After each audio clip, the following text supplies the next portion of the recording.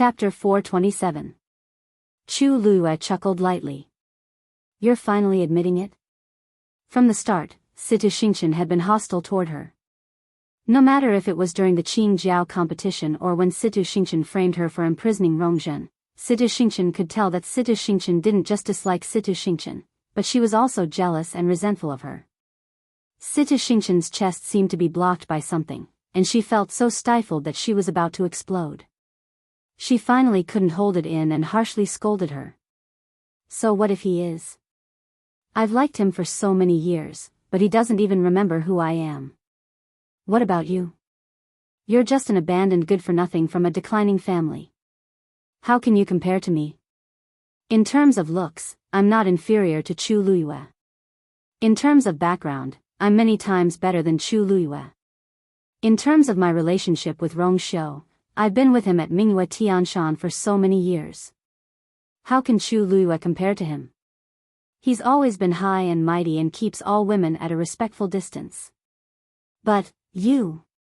He actually knelt down in front of so many people for you. All for the sake of a marriage agreement with you. I'm clearly the one who understands him the most. Only I'm worthy of him in this world. Situ Xingchen's heart ached every time she thought of this. She didn't understand what was so good about Chu Luyue that Rong Xiu was willing to treat her like this. It's as if he gave all his gentleness and love to only one person. Previously, when Rong Xiu sent people to burn the clothes with the cloud embroidery, she still had a sliver of hope in her heart. But later on, everything happened one after another, and they all slapped her in the face. Every time, it made her understand that Rong Xiu cared about this person more than she imagined. Situ Xingchen's hatred for Chu Luyue also deepened. Chu Luyue looked at her face, which was contorted from anger and hatred, and lightly smiled. How do you know that he doesn't know? Situ Xingchen's expression suddenly froze. Since you claim to understand him, then. Do you know why he did this? Chu Luyue said slowly. Every word was like a sharp knife that harshly stabbed Situ Xingchen's heart. The blood drained from her face in an instant, leaving behind a face full of fear and unwillingness. That's right. How could someone like Rong Xiu not know what kind of person Chu Luyue was? But, he still chose her. There was only one explanation: he was deeply in love with Chu Luyue. She was the only one he wanted. From a very long time ago, she knew that people like Rong Xiu would only fall in love with one person if they didn't fall in love. Once they did, they would only love one person for the rest of their lives, and they would give everything they had. You. What exactly did you do? Situ Xingchen clenched her teeth, and her knuckles turned green from gripping the railing too tightly. At this moment, she inadvertently looked down and saw that her wrist had also turned purple. She was taken aback. If I really turn into an old lady with bruises all over my body, then in the future, there will be no future.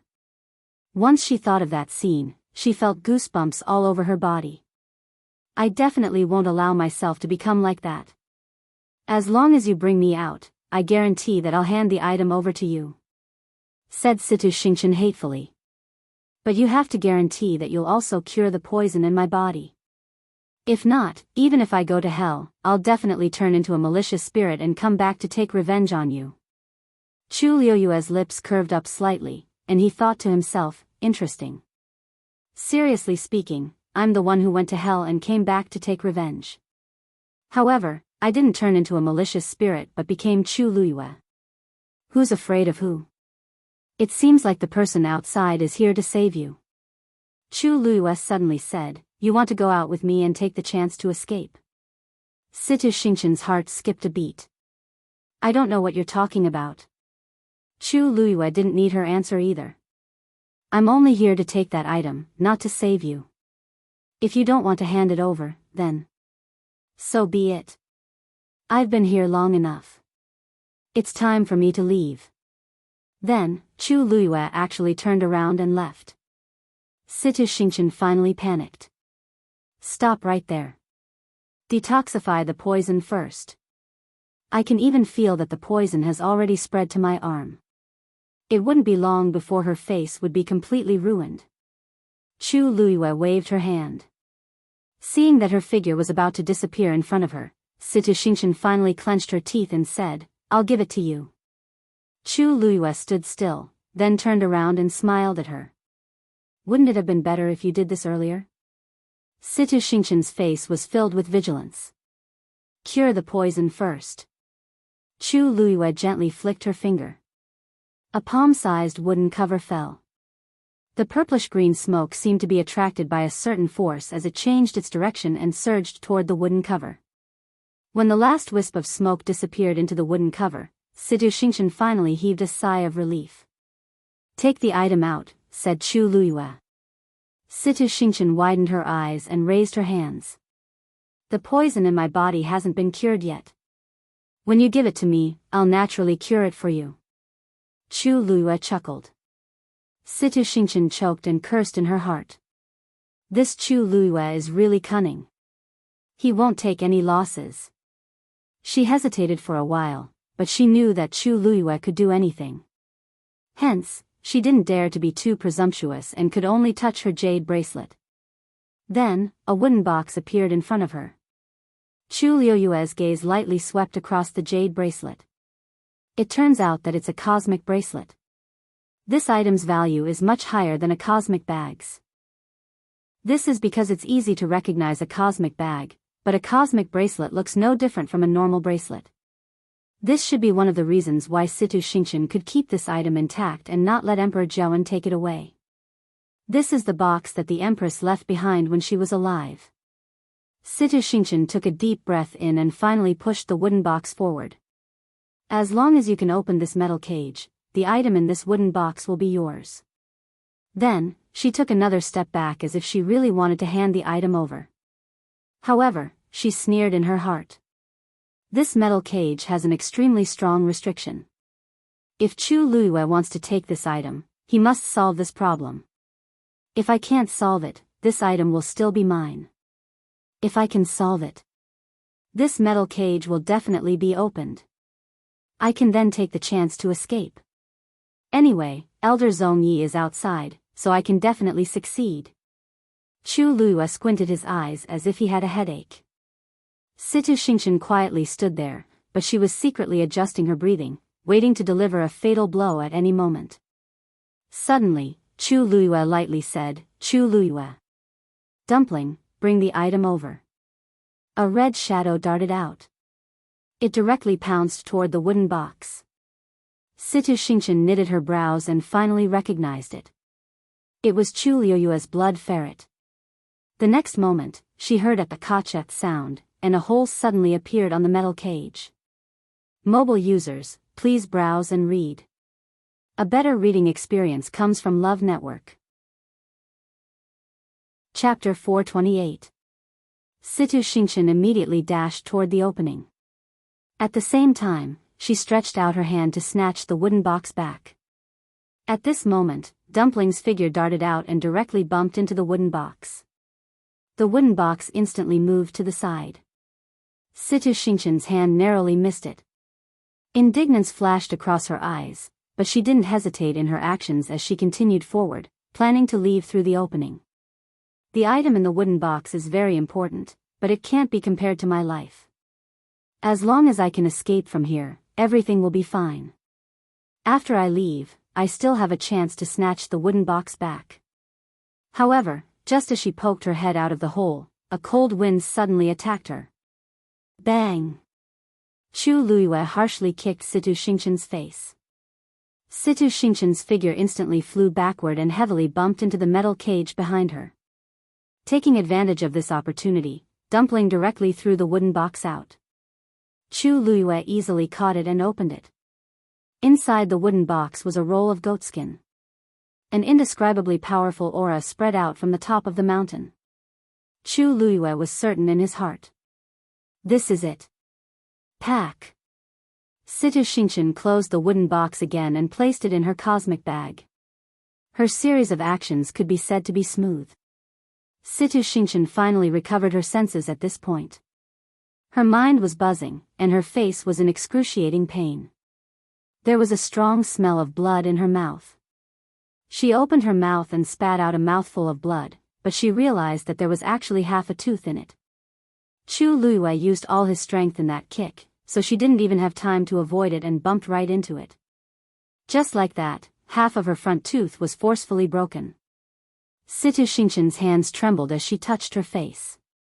Her face was filled with sticky and sweet-smelling blood stains. It also quickly became red and swollen. She didn't need to look in the mirror to know how disheveled and ugly she looked. Situ Xingqian's lungs were about to explode from anger. Not only did Chu Luiyue snatch the wooden box, but he even disfigured me. This completely broke the last string in her heart. I'll kill you. Situ Xingqian rushed toward Chu Luiyue hysterically. A silver light flashed and a dagger appeared in Chu Luiyue's hand. Then, she gently raised her wrist. Chi! A thin blade flew out from the dagger. It went straight for Situ Xingqian's face. Sensing the piercing murderous intent, Situ Xingqian's heart sank, and she immediately dodged. However, with her origin power sealed and the inhumane torture she had endured these past few days, she was completely exhausted. As a result, her pace was slower than usual. However, Chu Luiyue's flying dagger was very fast. The sound of a sharp weapon piercing through flesh could be heard. The flying dagger directly pierced through Situ Xingqian's left shoulder. A bloody hole appeared and blood splattered everywhere. Ah! Situ Xingqian shrieked and collapsed to the ground. She frantically looked at her shoulder and realized that it was still bleeding. That dark red blood quickly dyed a large area of her clothes red. The air was filled with the thick smell of blood, which was mixed with the originally unpleasant smell. It was almost nauseating. Situ Xingqian was just about to stand up when a second flying dagger flew out from Chu Luiyue's dagger. This time, it was her left ankle. A few pieces of broken bone splattered on the floor. Situ Xingqian was in so much pain that her face was ghastly pale. She couldn't even speak and could only tremble as she curled up into a ball. Only her eyes were filled with hatred as she stared at Chu Luiyue as if she wanted to cut her into pieces. Chu Luiyue never cared about such gazes. Boom! A loud explosion came from outside again. It's time to leave. Chu Luiyue turned around and ran outside. Situ Xingqian struggled to get up, but she still collapsed in the end. She could only watch as Chu Luiyue's figure disappeared into the darkness. Her chest shook, and she vomited blood again. Chu Luiyue. If there's a chance in the future, I'll definitely make her pay back everything that I've suffered today. Situ Xingqian took a deep breath in and bit her index finger. A drop of blood quickly flowed out. She then rubbed the drop of blood on the jade bracelet on her wrist. A faint light flashed, and the drop of blood was rapidly absorbed into the jade bracelet, disappearing without a trace. However, the two overlapping dots of light gradually turned blood red. Chu Luiyue went up the stairs, and the moment she jumped out, she felt the terrifying aftermath from outside. She looked outside and shockingly discovered that the previously complete and indestructible Xian formation had a few cracks now. It was on the verge of collapsing. In front, the gray-robed elder was already surrounded by many imperial guards. At one glance, there were 3 layers inside and 3 layers outside. There were even quite a few corpses piled up at the front. It was obvious that the gray-robed elder killed them all by himself. Chu Luiyue knitted her brows. It seems like the gray-robed elder is stronger than I expected. It was also because of this that both parties were in a stalemate. They were in a stalemate. Suddenly, the gray-robed elder lowered his head as if he were looking at something. His back was facing Chu Luiyue, so she couldn't see what he was doing.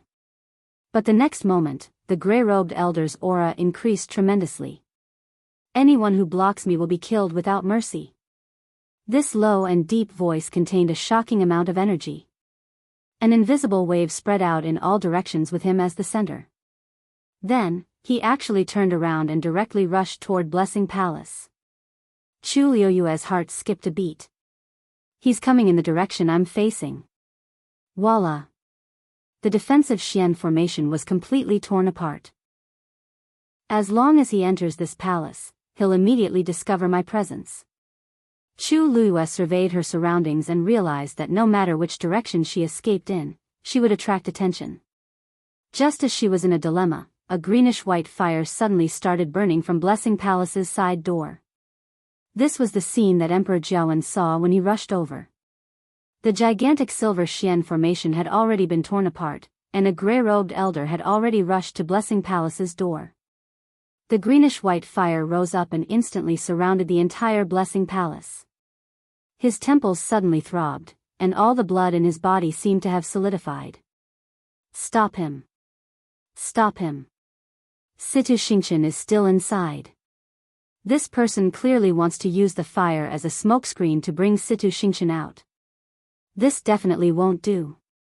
Actually, Emperor Jiawen didn't know that the gray-robed elder was also trapped in the fire. The fire started very suddenly, and it was very fierce. Even though he was a stage 6 warrior, it was a little troublesome to deal with it. At the same time, Chu Luiyue, who was in the palace, saw the jumping fire and quickly rushed out of the window at the side without hesitation. When she jumped into the fire, her body was instantly wrapped in a layer of red fire. A figure suddenly appeared in front of her. It blocked her path. It's that mysterious person. Mobile users, please browse and read. A better reading experience comes from Love Network. Chapter 429. Chu Luiyue immediately became alert. Is he going to attack me at this time? The wide hooded robe completely covered his body, and there was a black scarf on his face. From head to toe, he only revealed a pair of narrow black eyes. Chu Luiyue saw that pair of eyes. A strong sense of familiarity surged in her heart. Chu Luiyue's pupils constricted. A name was stuck in her throat as if it would jump out at any moment. He looked at her just like that. His eyes were like a pool of stagnant water without any ripples. However, Chu Luiyue instantly understood what he meant. She looked at him and slowly extended her hand. Her fingertips were still trembling slightly, but in the end, she slowly and firmly made a gesture. Finally, the man's expression changed. The next moment, something suddenly flew out of his sleeve. Chu Luiyue's eyes flashed with silver light. The next moment, she felt as if her entire body had been dragged into a strange space. Her surroundings were dark, and a strong sense of oppression instantly surged. However, Chu Luiyue did not panic. That was because she knew that this was a yuan tool specially used for teleportation, the Heaven's Shadow Ring. This item was extremely precious. Even in the Tianling dynasty, it was a priceless treasure. This was because this Heaven's Shadow Ring only needed to inject a small amount of force into it to instantly teleport a person from one place to another. According to the distance of teleportation, it was divided into different grades. The higher the grade, the rarer it was, and the safer it was. Chu Luiyue had this before, so she was quite familiar with it. After sensing it, she was sure that this should be considered a high-grade Heaven's Shadow Ring. Although the pressure of the spatial turbulence made people feel uncomfortable, there was nothing to worry about. Furthermore, she could feel that the person was standing not far from her. Even though she could not see anything, Chu Luiyue was not worried. Only that pair of long and narrow eyes kept flashing in her mind. She took a deep breath and suppressed all the questions and emotions in her heart. Not long after, the surrounding pressure suddenly disappeared. Chu Luiyue heaved a sigh of relief. He looked up and realized that he had returned home. The lamp in her room was still burning, emitting a faint light as if she had never left. Looking at the moon hanging in the night sky, Chu Luiyue did a rough calculation. The entire process took less than 2 hours. A gaze that seemed to materialize fell on her body. Chu Luiyue's heart skipped a beat. He took a deep breath and finally turned around. Their eyes met. Chu Luiyue's hands curled up slightly in his sleeves before he finally opened his mouth. You came here today to help me get something from Situ Xingqian? The man didn't speak, but the expression in his eyes changed. Chu Luiyue couldn't describe that feeling. Her heart felt like it was stuffed with thick and soft cotton, making it hard for her to breathe. However, vaguely, there seemed to be a small ray of light that pierced through the heavy fog in front of her, giving birth to some hope and anticipation in her heart.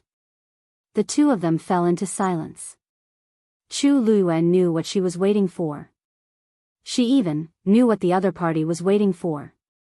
The cool moonlight shone down, elongating the two of their shadows. Chu Luiyue's hands tightened and loosened. She actually started to sweat in this cold night. After a while, she opened her mouth. Her throat was dry from nervousness. At the foot of the southern mountains. Every word and sentence was spoken clearly and clearly. That originally clear voice had become slightly hoarse at this moment, and it carried a faint bitterness and deep yearning. The man's gaze finally stirred up a huge storm. He finally opened his mouth and said his first sentence of the night. 13th you, return. The next moment, he lifted his clothes and knelt on one knee. His right hand was tightly pressed against his left chest. Empress concubine, receive a bow from Chi Han. It's him. It's really him. Even though she had already guessed his identity, when she heard it with her own ears and confirmed it herself, her heart still beat wildly. It was as if a flame had spread from the bottom of her heart, causing her entire body to burn. Everything around her suddenly became blurry, and only the figure of the person in front of her became clearer. Chu Luiyue had fantasized many times about whether someone would see through her appearance and see through her true identity. She thought of many people, but she didn't expect it to be the 13 Yu guards. Furthermore, it was at this time and in such a place. At the foot of the southern mountain, the 13 Yu guards had returned. This was the secret message between her and the 13 Yu guards. Other than them, no one else knew about it. Therefore, when Chu Luiyue said the first half of the sentence, it was equivalent to admitting her identity. She closed her eyes and turned to walk into the house. Come in and talk. Yes. Chu Luiyue walked into the room, and Chi Han followed behind. After locking all the doors and windows and making sure that no one would notice anything unusual, Chu Luiyue sat down on the stool. She looked up and saw Chi Han standing at the side with his back straight, but his eyes were still looking at her from time to time. Obviously, Chi Han's doubts and shock about this were no less than hers. Chu Luiyue lifted her chin. Sit. Chi Han immediately said. Thank you, Your Highness. Chi Han can just stand. Chu Luiyue finally couldn't help but laugh. After not seeing each other for so long, things had changed, but Chi Han's personality hadn't changed at all. Sit. I'm no longer your master. You don't have to be restrained. Chi Han immediately knelt down again. The 13 Yu guards will always only have you as their master. He paused and lowered his voice. Don't tell me, you don't want us again this time? Chu Luiyue felt a lump in her throat. When did I not want you? Get up first. However, Chi Han was very stubborn. You haven't returned for so long. I have to kneel a little longer to make up for this period of time. Chu Luiyue couldn't help but laugh, but her eyes were red. If you don't get up, you can go back now. Chi Han hesitated for a moment, then got up and stood at the side with his back straight. After pausing for a moment, he said, after you left, this subordinate had nowhere to go. Chu Luiyue turned her face away and held back the tears in her eyes. After a while, the waves in her heart calmed down. Tell me, how have you all been in the past year? How did you find this place? Chi Han said. Actually, before you got into trouble, we already sensed that something was wrong and planned to go back. But on the way back, a few groups of people appeared and tried to kill us. By the time we rushed back, you had already. More than half of the ancestral hall had been burned. Chu Luiyue was stunned. So, you went back that day? Chi Han nodded. It's all my fault for being too incompetent and being too late. Chu Luiyue suddenly thought of something. What's with the burn on your hand? Chi Han paused for a moment. It was burned that day, wasn't it? Chu Luiyue asked. Looking at Chi Han's silent expression, her heart suddenly skipped a beat. Take off your face scarf. Mobile users, please browse and read. A better reading experience comes from Love Network. Chapter 430. Chihan hesitated for a moment, but he still did as he was told. The 13th guard had always obeyed Her Highness's orders. When he tore off the mask on his face and lifted his hood, Chu Liuyue's heart skipped a beat. The left cheek and neck of the young man in front of her were covered in burn scars. His originally delicate and handsome face had now become like this. Only his long, narrow, and cold eyes were still the same as before. You. Why did you? Chu Luyue opened her mouth with difficulty. After saying a few words, she seemed to be choked by something. After knowing that Her Highness was in danger, how could the 13th guard escape?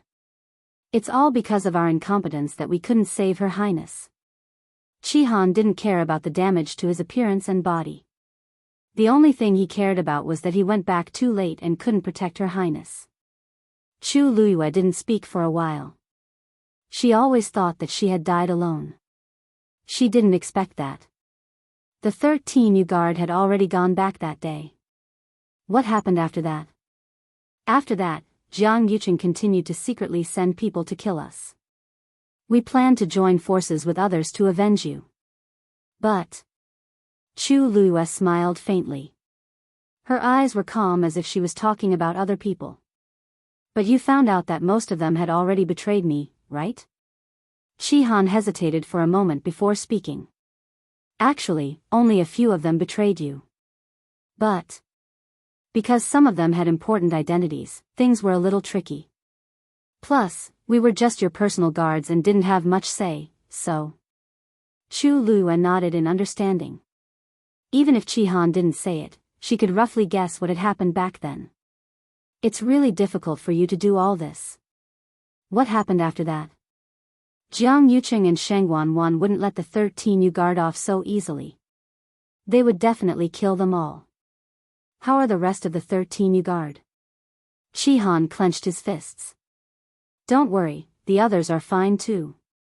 Chu Liuyue's mood improved a little. Now, the 13th guard was one of the few people she could trust. That's good, that's good. However, Chihan, why did you leave Heaven's Canopy alone? How did you find me? This was what Chu Luyue was most curious about. Even she herself felt that reincarnating in someone else's body was too ridiculous. How did Chihan find her? Furthermore, from the looks of it, it was clear that he already knew about it. Most likely, he came here today to seek confirmation. Your Highness, it's not just me. The other members of the 13th guard are no longer in the Tianling dynasty. A month after the fire in the Imperial Ancestral Hall, Jiang Yuqing framed us for treason and said that it was because he heard about what we did that you went crazy during your cultivation. After that, he issued an arrest warrant for us. After discussing with the 13th guards, they left Heaven's Canopy together. Chu Liuyue's expression turned even colder. Jiang Yuqing has gone too far. Not only did he force her into a dead end, but he also framed the 13th guards. After she died, with Sheng Wanwan's help, he could almost do whatever he wanted in the Tianling dynasty.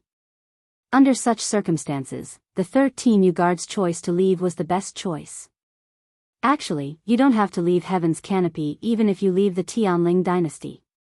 Each of you is very powerful. It's a waste of your talents to go outside. Chu Luyue felt that it was a pity. Chihan shook his head. Your Highness, you don't know. The reason why we left Heaven's Canopy was because we received a letter. Chu Luyue paused. What letter? A letter about you. At this point, Chihan suddenly looked up and fixed his gaze on Chu Luyue. The letter said that if we wanted to avenge you, we had to leave Heaven's Canopy first. Chu Luyue was shocked. Who wrote that letter? Anonymous. Even now, we don't know who wrote it. But, under the circumstances, we didn't have any other choice, so we just did it. What? Chu Luyue was shocked. It's just a letter, and you actually believed it and, did it? The 13th guards were carefully nurtured by her. Each of them was powerful and cautious. Why would they make such a choice because of a letter? Wasn't this too careless? Chi Han's expression became a little strange. Because the handwriting in the letter is exactly the same as yours. Most importantly, there's a token of yours in it. Chu Luiyue almost thought that she had misheard and immediately frowned. Many people had seen her handwriting before. It was not impossible for someone to imitate it. The 13 Yu guards would not believe the words in the letter just because of the similar handwriting. In that case, the token in the letter became extremely important and had a decisive effect. What token? A feather of the 9-colored heavenly pheasant. Chu Luiyue suddenly stood up. The 9-colored heavenly pheasant was her fiend back then. Back then, she chose to perish together with the 9-colored heavenly pheasant and purposely let it out to save its life. But from everything that happened afterward, the 9-colored heavenly pheasant had clearly died that day. And the 9-colored heavenly pheasant's feather was extremely precious. It was the symbol of its status. Ordinary people couldn't even touch it, let alone pluck it off. Before she died, the 9-colored heavenly pheasant's feather was clearly still 9 neat and tidy. Since it was dead, how could anyone get its feather? Where did the feather in the letter come from? Digression, mobile users, please browse and read. A better reading experience comes from AI Network. Chapter 431. In the entire Tianling dynasty, she was the only one who had a 9-colored heavenly pheasant. The 13 Yu guards had followed her for many years, so they definitely wouldn't be mistaken. It was because of that feather that we believed the words in the letter. And from then on, we always thought that you were actually still alive. Chu Luiyue didn't know whether to laugh or cry. If she was dead, she was indeed still here. If she was alive, she had actually just woken up a few months ago. So, after leaving Heaven's canopy, we split up and secretly searched for your whereabouts. This time, it was also because this subordinate had inquired about some information that caused me to have some doubts about your identity. Chu Luiyue nodded in understanding. So, when you came just now, you deliberately made that gesture? Yes. You're so sure that it's me? Looking at Chi Han's confident look, Chu Luiyue couldn't help but laugh. Chi Han said honestly, I heard that Mu Qinghe was here, so I followed her on purpose. Chu Luiyue's smile froze. At first, I just wanted to know why she stayed here for so long. Later, I realized that something seemed to be wrong, so I started to secretly investigate you. Chi Han made it sound simple, but he had actually made ample preparations before coming here. Before he came, he already had a lot of confidence in his heart. Whether it was the astonishing talent of cultivating all 3 skills or the extremely similar expression in her eyes, he couldn't help but think more. But, most importantly, especially when I saw that you brought a gift for Hong Yao that day, and Hong Yao's attitude toward you was so familiar. I was certain of my guess. Chu Luiyue was stunned. You know all this? Chi Han nodded honestly. Chu Luiyue, she actually didn't notice at all. Although her current strength couldn't be compared to before, her sensitivity and reaction had always been good. In the end, Chi Han had secretly investigated her for so long, but she actually didn't notice at all. After a long silence, Chu Luiyue finally said faintly, It's been a while since we last met. I haven't seen you for more than a year, but your hiding skills have improved. A suspicious shade of red flashed across Chi Han's unburned face. Your Highness is too kind. 7 Coldness still had a lot of shortcomings. Chu Luiyue, this brat really thought that it was praising him. However, looking at his scarred face, Chu Luiyue felt distressed. If everything was still fine, is there a way to remove your scar? Chi Han was stunned. He didn't expect her to suddenly change the topic. He touched his face and said, Actually, this is quite good. Many people can't recognize my identity, so it's much more convenient to do things. Chu Luiyue suddenly thought of something. Wait. Could it be, because that flame was mine?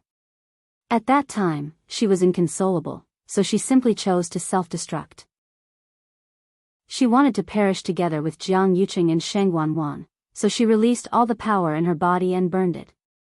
How terrifying is the power of the fire produced by the Tianjing Yuan meridian? If not, it wouldn't have been able to give the two of them such a harsh blow. I just didn't expect it to implicate Qi Han. Normal herbs can't heal this kind of scar because the Tianjing Yuan meridian's power must have been left inside. If I can heal my Tianjing Yuan meridian, I might be able to easily solve this problem. Chu Luiwei rubbed her glabella. Okay, since you're done talking about this, tell me who told you about Situ Xingqian and asked you to come, right? 7 Stars' body froze. At the same time, in the palace. Blessing Palace was completely surrounded by greenish-white flames. The flames shot up to the sky and almost lit up half of the night sky. The Imperial Guards and a few strong warriors outside were all trying to barge in. However, the fire produced by the phosphor powder was very strong, so normal water was useless. Seeing that the fire was getting bigger and bigger, the crowd became increasingly anxious. Emperor Jiawen stood at the side, and no matter how the crowd persuaded him, he refused to leave. The bright and scorching fire shone on his face, making his face look even darker. Your Majesty, don't worry. We've set up a Xian formation around Blessing Palace again, and it's heavily guarded. Anyone who comes out from there won't be able to escape successfully. Chu Ning, who rushed over later, tried to persuade him. Emperor Jiawen placed his hands behind his back and didn't say anything as he stared at Blessing Palace closely. No one knew what he was worried about. Upon seeing this, Chu Ning didn't say anything else as he turned around and rushed to the front, leading the Imperial Guards to strengthen the defense. At this moment, Elder Zhong Yi finally crossed the flames and rushed into the main hall. The moment he entered, he saw someone coming out from the ground not far away. It was Situ Xingqian. Elder Zhong Yi was elated and immediately rushed over. Xingqian. When Situ Xingqian heard this familiar voice, she immediately looked up. Elder Zhong Yi. Elder Zhong Yi then saw the bloodstains on her face and body, and his expression changed drastically. What happened to you? When he walked closer, he then realized that not only was Situ Xingqian's force sealed, but her shoulders and ankles were also injured. At this moment, she couldn't even walk normally. Situ Xingqian's eyes were bloodshot and filled with deep hatred. It's Chu Luiwei. She was the one who stole my things and injured me to this extent. Elder Zhong Yi, you must avenge me. Elder Zhong Yi's heart ached terribly. Don't worry. When we get out of here, I won't let her off. Situ Xingqian was suddenly stunned and suddenly grabbed his shoulders. No. No. She just came out from below, you should have seen her. Mobile users, please browse and read. A better reading experience comes from Love Network. Chapter 432.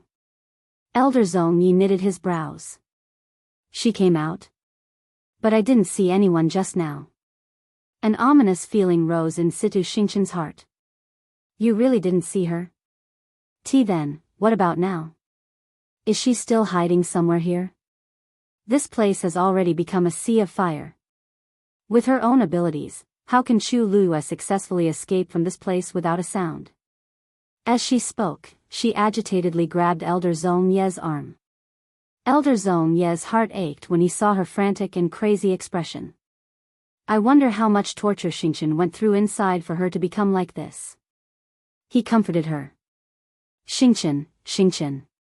Don't be anxious. Let's leave this place first. We'll talk about the rest later, definitely not. Situ Xingqian screamed shrilly. She took that wooden box. I spent so much effort to get this thing from the Empress. How can I let Chu Luiwei snatch it away just like that? I'm definitely indignant. Elder Zhong Yi knitted his brows and asked. What wooden box? Is it very important? Situ Xingqian took a deep breath in. She didn't tell anyone about the wooden box and kept it carefully. Even when she asked Father and Elder Zhong Yi for help this time, she only said that Rong Jin was the fake Heaven's chosen son and that she was implicated. Facing Elder Zhong Yi's question, she instantly felt guilty. Why yes, it's more important. You must help me. Elder Zhongyi surveyed the surroundings, and his expression was tense. But Emperor Jiawen and the rest are already here, and there will be more and more people. The later it takes, the harder it will be for us to leave. Also, I don't know who set this fire on purpose. We must get out of here as soon as possible. If not, your body alone won't be able to take it. He was very strong, but it wasn't easy for him to bring Situ Xingqian out in her current state. Besides, he hid his identity this time. If Emperor Jiawen and the rest knew who he was and the news spread to Mingyue Tianshan, he would definitely be in trouble. Xingqian, don't worry. Since you know that it was Chu Luyue who stole your things, you'll have the chance to snatch them back in the future. Then, he carried Situ Xingqian on his back and planned to find an opportunity to rush out. Situ Xingqian was in a dilemma, but she knew that this was the best choice given the current situation, so she could only accept it. A silver barrier instantly enveloped the two of them. The light flickered and covered most of their figures. From the outside, it was impossible to see who was inside. With a tap of his foot, Elder Zhongyi instantly charged out of the greenish-white sea of fire and into the air. They're out. Suddenly, a cry of surprise came from the besieging crowd. Several figures immediately chased after him. Emperor Jiawen closely stared at the unity boundary. Even though he couldn't see their faces, he could vaguely see that there were two people inside. His heart sank. One of them must be Situ Xingqian. Stop them at all costs. Emperor Jiawen ordered. Chi! Chi! Countless sharp arrows flew out. But they were all blocked by the silver barrier in the end. But just as they were about to escape, a figure suddenly appeared. They were blocking their way. When Elder Zhongyi saw that person's face, his expression immediately turned solemn. It's actually Yi Zhiding. The next moment, the other party's words completely stunned him. Long time no see. How have you been? Yi Zhiding recognized me? Thoughts flashed across Elder Zhongyi's mind. I've only met Yi Zhiding a few times, and the other party hasn't even seen my face. How can he confirm my identity? Yi Zhiding smiled as he waved the fan in his hands. Since you're here, why don't you sit down and have a drink? Elder Zhongyi guessed that Yi Zhiding was just bluffing. He didn't even plan to reply as he crazily circulated the force in his body. In an instant, the pressure on the barrier became even stronger. It then rapidly flew to the side. Elder Ye's smile didn't change as he waved his wrist, and the fan was instantly flung out. Hua! The moment it flew out, the fan actually fell apart and transformed into numerous white feathers that flew toward Elder Zhongyi and Situ Xingqian. The sound of the feathers piercing through the air was heard. In the blink of an eye, those white feathers actually flew to the surroundings of the barrier. He was completely surrounded. Elder Zhongyi immediately felt a strong suppression coming toward him. The surrounding space also gradually became heavy and stagnant. Even their speed started to slow down. Elder Zhongyi was shocked. Yi Zhiding's fan is actually so powerful. At this moment, one of the white feathers suddenly pierced forward. Chew! The sound of something breaking was heard. Then, Elder Zhongyi was shocked to see that a crack had appeared on the silver barrier around him. A white feather slowly pierced in. He immediately wanted to repair it, but it was already too late. The next moment, that white feather suddenly dissipated. The entire barrier also instantly transformed into countless rays of light and scattered in all directions. The veil hat on his head was also crushed by this terrifying force. But just as the two of them were about to be exposed to the crowd, Elder Yi suddenly shouted, "Stop! Collect!" The moment he said this, the white feathers instantly multiplied and connected with each other in layers. They completely covered Elder Zhongyi and Situ Xingqian's figures. Such a huge commotion happened in the palace, so it naturally couldn't be hidden. Very quickly, countless pairs of eyes in the imperial city looked in that direction. In the dark night, only the fire that shot into the sky was eye-catching and shocking. Quite a few people started to secretly guess, did something happen in the palace? During this period of time, the imperial city really wasn't peaceful. After just a few days, the empress passed away, Rong Jin was deposed, and even the palace was burning. The entire imperial city's atmosphere seemed to become much heavier as a result. In the darkness, something seemed to be moving. It was unsettling. At this point, Chu Liuyue's room was completely silent. After asking that question, Chi-Han fell silent. Chu Liuyue quietly looked at him. She wasn't suspecting Chi-Han. If not, she wouldn't have directly admitted her identity. However, Chi-Han clearly didn't explain some things clearly. Even if what he said previously was reasonable, he just coincidentally followed Mu Qinghe here and found her by following the clues. But if he didn't know something, how could he be so sure that a young girl from a declining family in country Yaochen would be the high and mighty princess back then? Besides, even fewer people knew that she wanted to snatch the things in Situ Xingqian's hands. Could it be that Chi-Han found out all of this by himself? Mu Qinghe also suspected me, and the two of them even interacted quite a bit. But because of her completely different appearance and body, as well as her impeccable identity, he couldn't confirm it for a long time. How did Chi-Han find out? Mobile users, please browse and read. A better reading experience comes from Love Network. Chapter 433. Chi-Han knew that he could not hide it anymore. After thinking for a while, he finally opened his mouth. After thinking for a while, he finally said, "Your Highness, this news came from Zhenbao Pavilion." Chu Liuyue was stunned. Second Master Yen? Chi-Han nodded and then shook his head.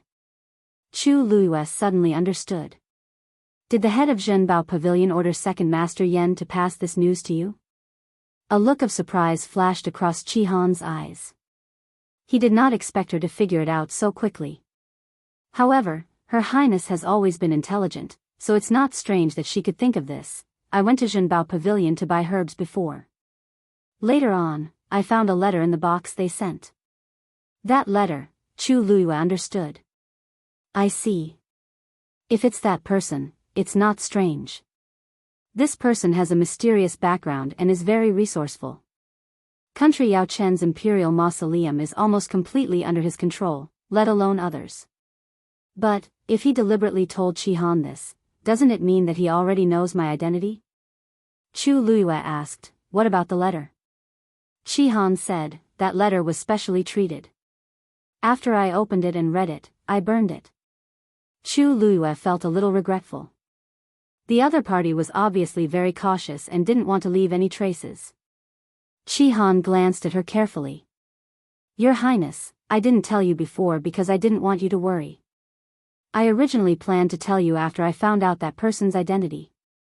In this world, other than the 13 Yu guards, there's only one other person who knows Her Highness' true identity.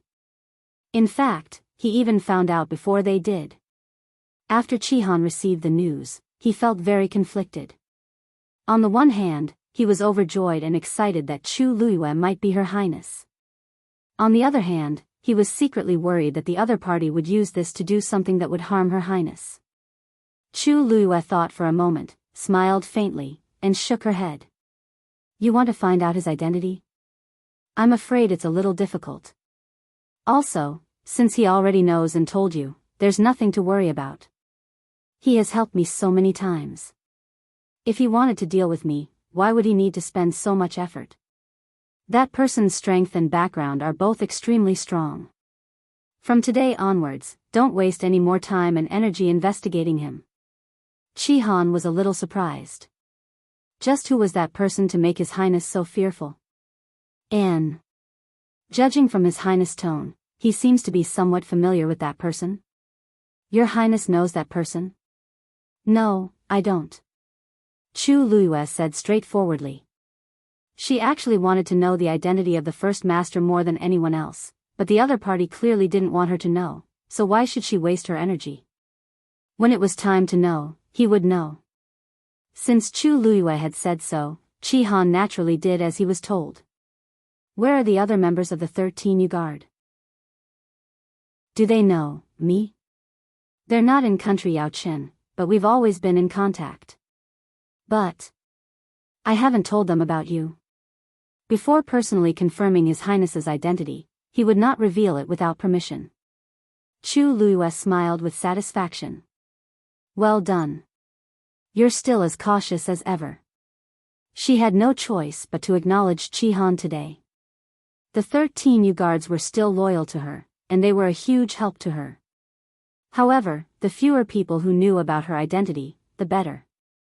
Don't let them know about this first. When the time is right, I'll tell them personally. Chi Han immediately replied. Yes, Your Highness. After straightening out all these matters, Chu Luiyue felt much better. Last question. Her slender and fair fingers tapped lightly on the table as she asked, enunciating each and every word. Did Mu Qinghe betray me? Zhong Yi, we're both smart people. Let's not beat around the bush. Inside the palace, Elder Zhong Yi and Situ Xingqian were trapped in a cage made of white feathers, and they couldn't move at all. Elder Yi stood in front of the two of them and looked down at them from above. Emperor Jiawen was standing at the side. Other than that, there was no one else. Elder Zhong Yi didn't say anything, and Situ Xingqian seemed to have fainted due to excessive blood loss. I know a thing or two about Mingyue Tianshan's rules. If news of you barging into country Yao Chen's palace gets out, it won't be good, right?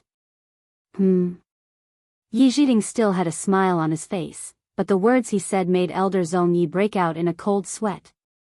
Even though Mingyue Tianshan accepted disciples like the other clans, there was a bottom line: they didn't allow anyone to interfere with the country's affairs.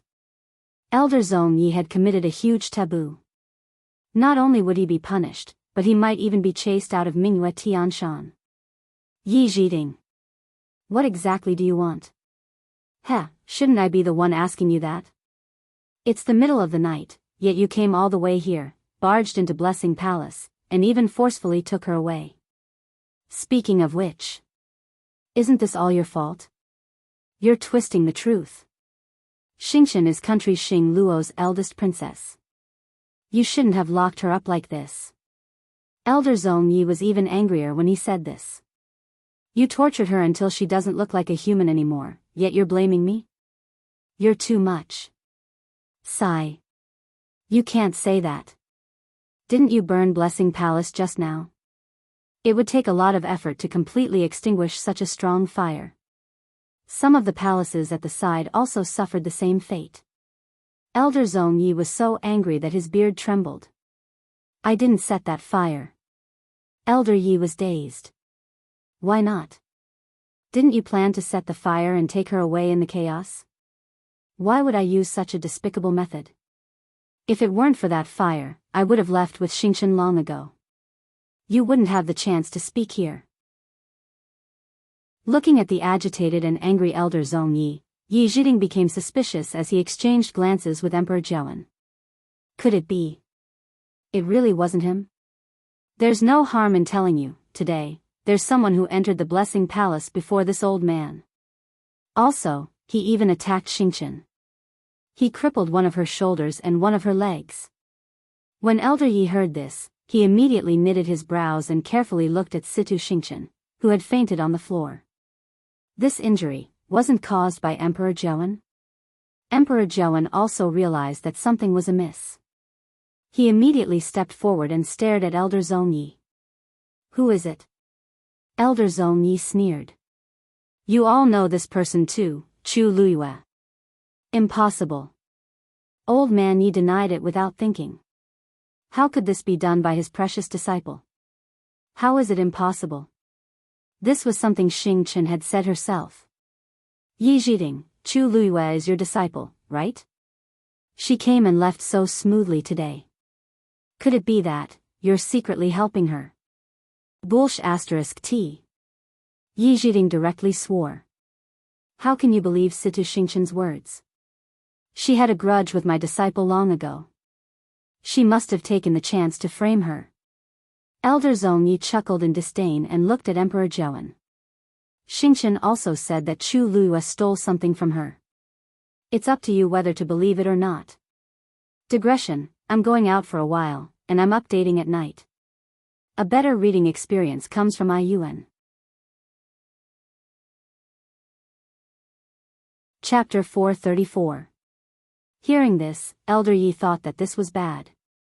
Didn't His Majesty also want to find something from Situ Xingchen? Since Zong Yi said this, he might be suspicious.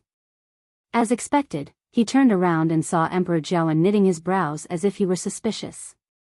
Elder Yi immediately asked, "Zong Yi, why are you here?" "Zong Yi, since this is the case, tell me what Lu Yue stole from Situ Xingchen." Emperor Zhaoan also held his breath. Zong Yi was stumped. "Situ Xingchen didn't even have the time to tell me, however, I'm sure that it's what Emperor Zhaoan wants from Situ Xingchen when he locked her up." His eyes sparkled as he looked at Emperor Zhaoan. "Emperor Zhaoan, you should know best what she stole, right?" Elder Yi sneered. Zong Yi clearly doesn't know. He might even be making it up. Emperor Zhaoan kept quiet for a while and glanced at the unconscious Situ Xingchen. "I'll talk to her about this personally when she wakes up." Elder Zong Yi immediately became alert. "What do you mean?" "I mean that before the matter is investigated, I'll have to trouble Elder Zong Yi and Situ Xingchen to stay here for a while." "Oh, right, Rong Jin and Situ Xingchen's wedding is being prepared. As Situ Xingchen's elder, it's good for you to attend as well." Then, Emperor Zhaoan raised his feet and planned to leave. "Rong Shao! How dare you!" Elder Zong Yi was stunned by his words. In a moment of desperation, he directly shouted Emperor Zhaoan's name. "Who is that Rong Jin? How can he be worthy of Xingchen? If you insist, don't blame me for being rude." Emperor Zhaoan stood still and sneered. "I'm calling you Elder Zong Yi on account of Mingyue Tianshan. However, this doesn't mean that I'm afraid of you. You're not the only strong person in Mingyue Tianshan." Elder Zong Yi's chest tightened. You've caused such a huge commotion tonight, so you'll definitely attract a lot of attention. Elder Zong Yi, you're a smart person.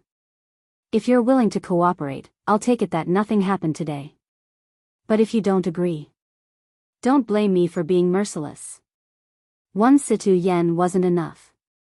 Did they think that with Zong Yi, everything would be fine? Elder Yi stroked his beard. "I remember that it has indeed been a period of time since I went to Mingyue Tianshan. Looks like I should find some time to go back and pay him a visit." Elder Zong Yi was so angry that his face turned red. He never thought that he would be threatened by Emperor Zhaoan and Yi Zhiding. However, this was indeed his weakness. He couldn't bear the punishment of Mingyue Tianshan. If he forced his way through, it wasn't like he couldn't leave this place. But in that case, only Situ Xingchen would be left here. He was truly worried. Thus, after Elder Zong Yi's expression changed several times, he finally gritted his teeth and admitted defeat. He glared at Elder Yi. "Yi Zhiding, don't be smug too early. In this old man's opinion, that precious disciple of yours is very scheming. Who knows when I'll screw you over, and you won't even know." Elder Yi smiled and said, "Zong Yi, as an outsider, you don't have to worry about the matters between us. If you have the time, you should take more care of Situ Xingchen. If this injury drags on for too long, it'll leave behind repercussions. You. Oh, right. I haven't seen you for a few years, and your skills don't seem to have improved. You should take this chance to reflect properly." After Elder Yi said that, he immediately snapped his fingers. Countless white feathers instantly released a strong force and forcefully separated the two of them. Then, they quickly gathered. "Elder Yi, I'm afraid we'll have to trouble you these few days," said Emperor Zhaoan.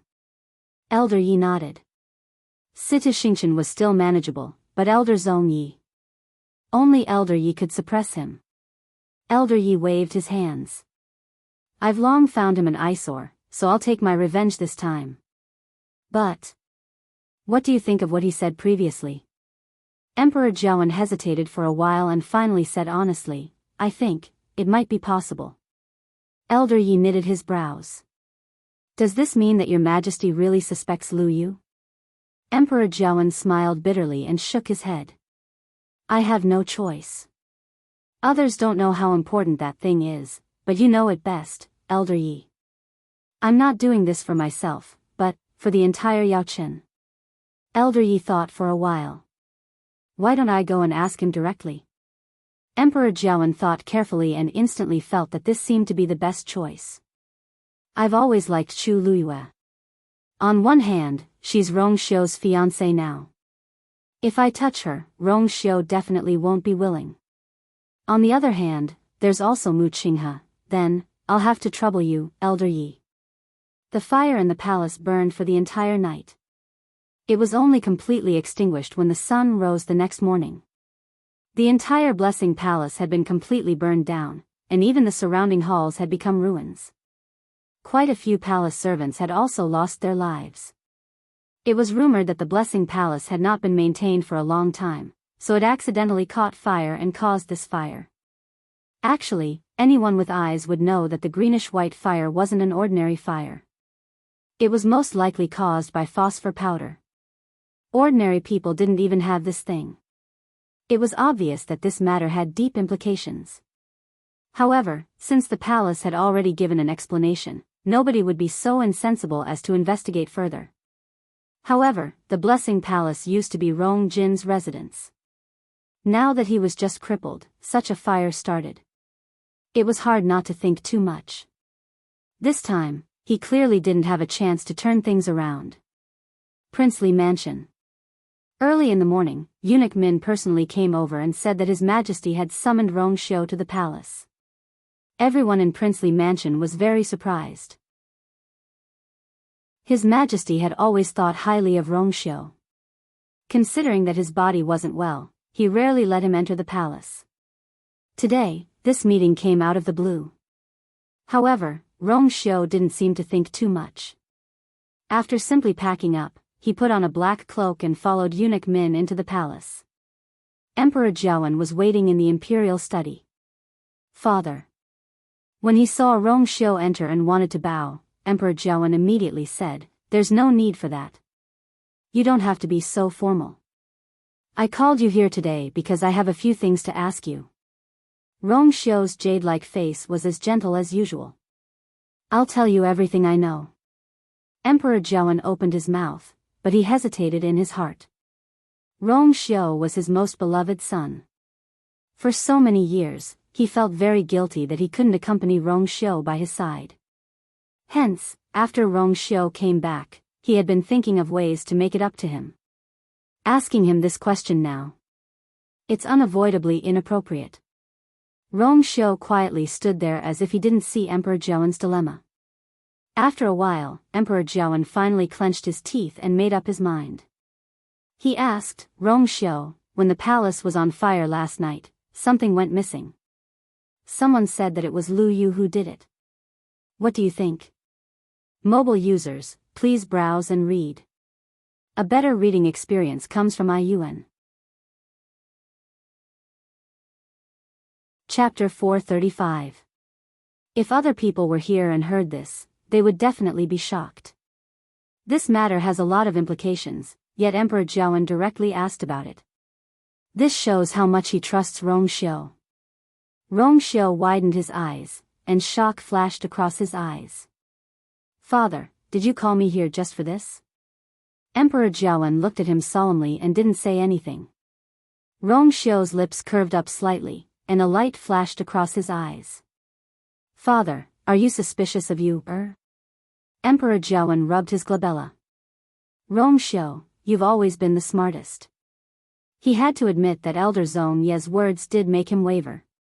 Last night, he almost didn't sleep well for the entire night as he kept thinking about this. Why did it have to be Chu Luiyue out of so many people? Besides, judging from Chu Luiyue's various shocking performances during this period of time, she might really be hiding some secrets.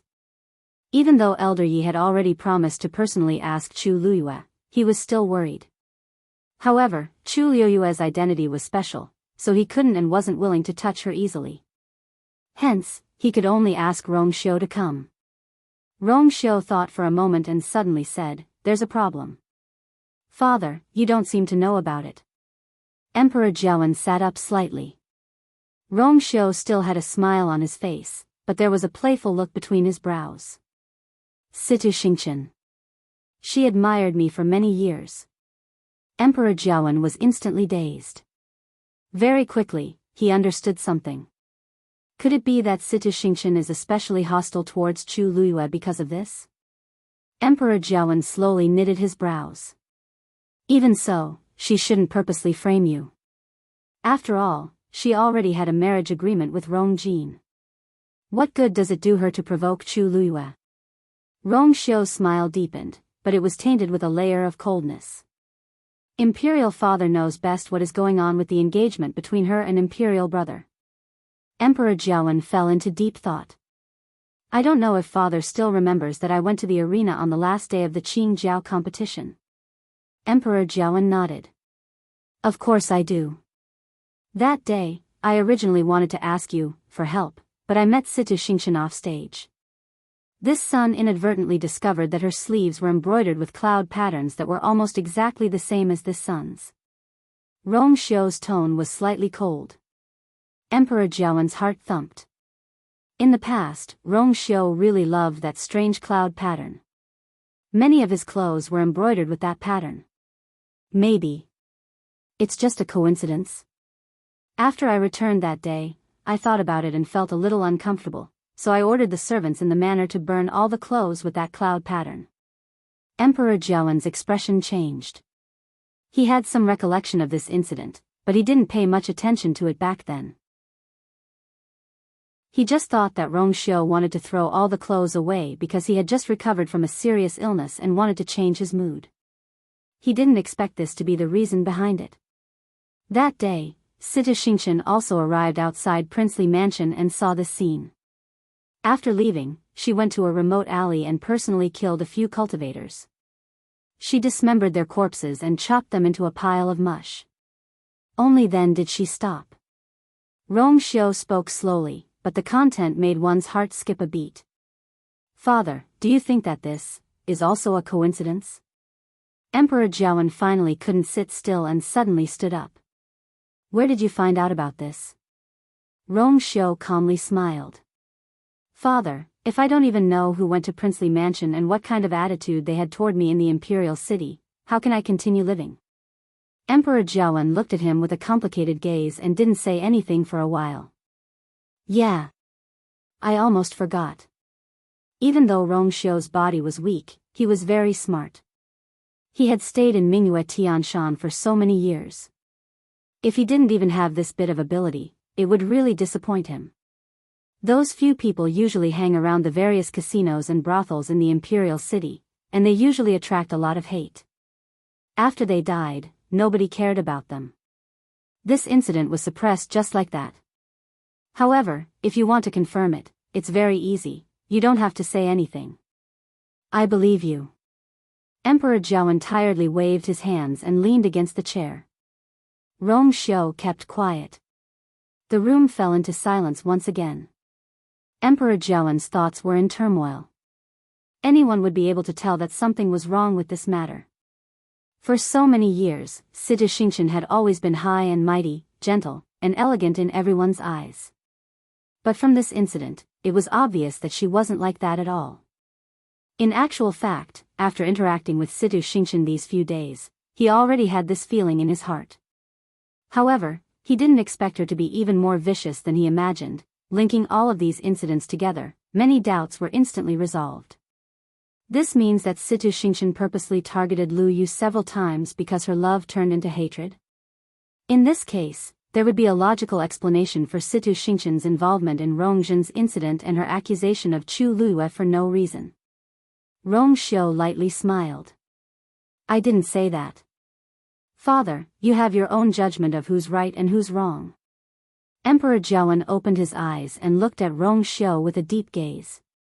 I didn't expect that the first time you chose to confess to me was because of Chu Luyue. By saying all of this, Rong Xiu was undoubtedly admitting that he had his own power in the Imperial City.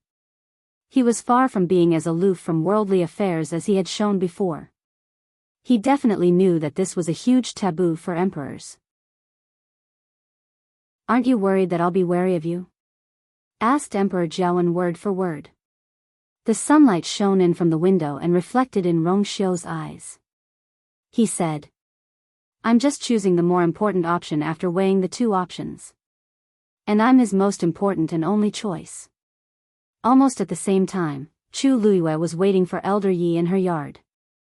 So many things happened the night before, so Situ Xingqian would definitely point me out and expose everything to Emperor Jiawen. Thus, I was already prepared.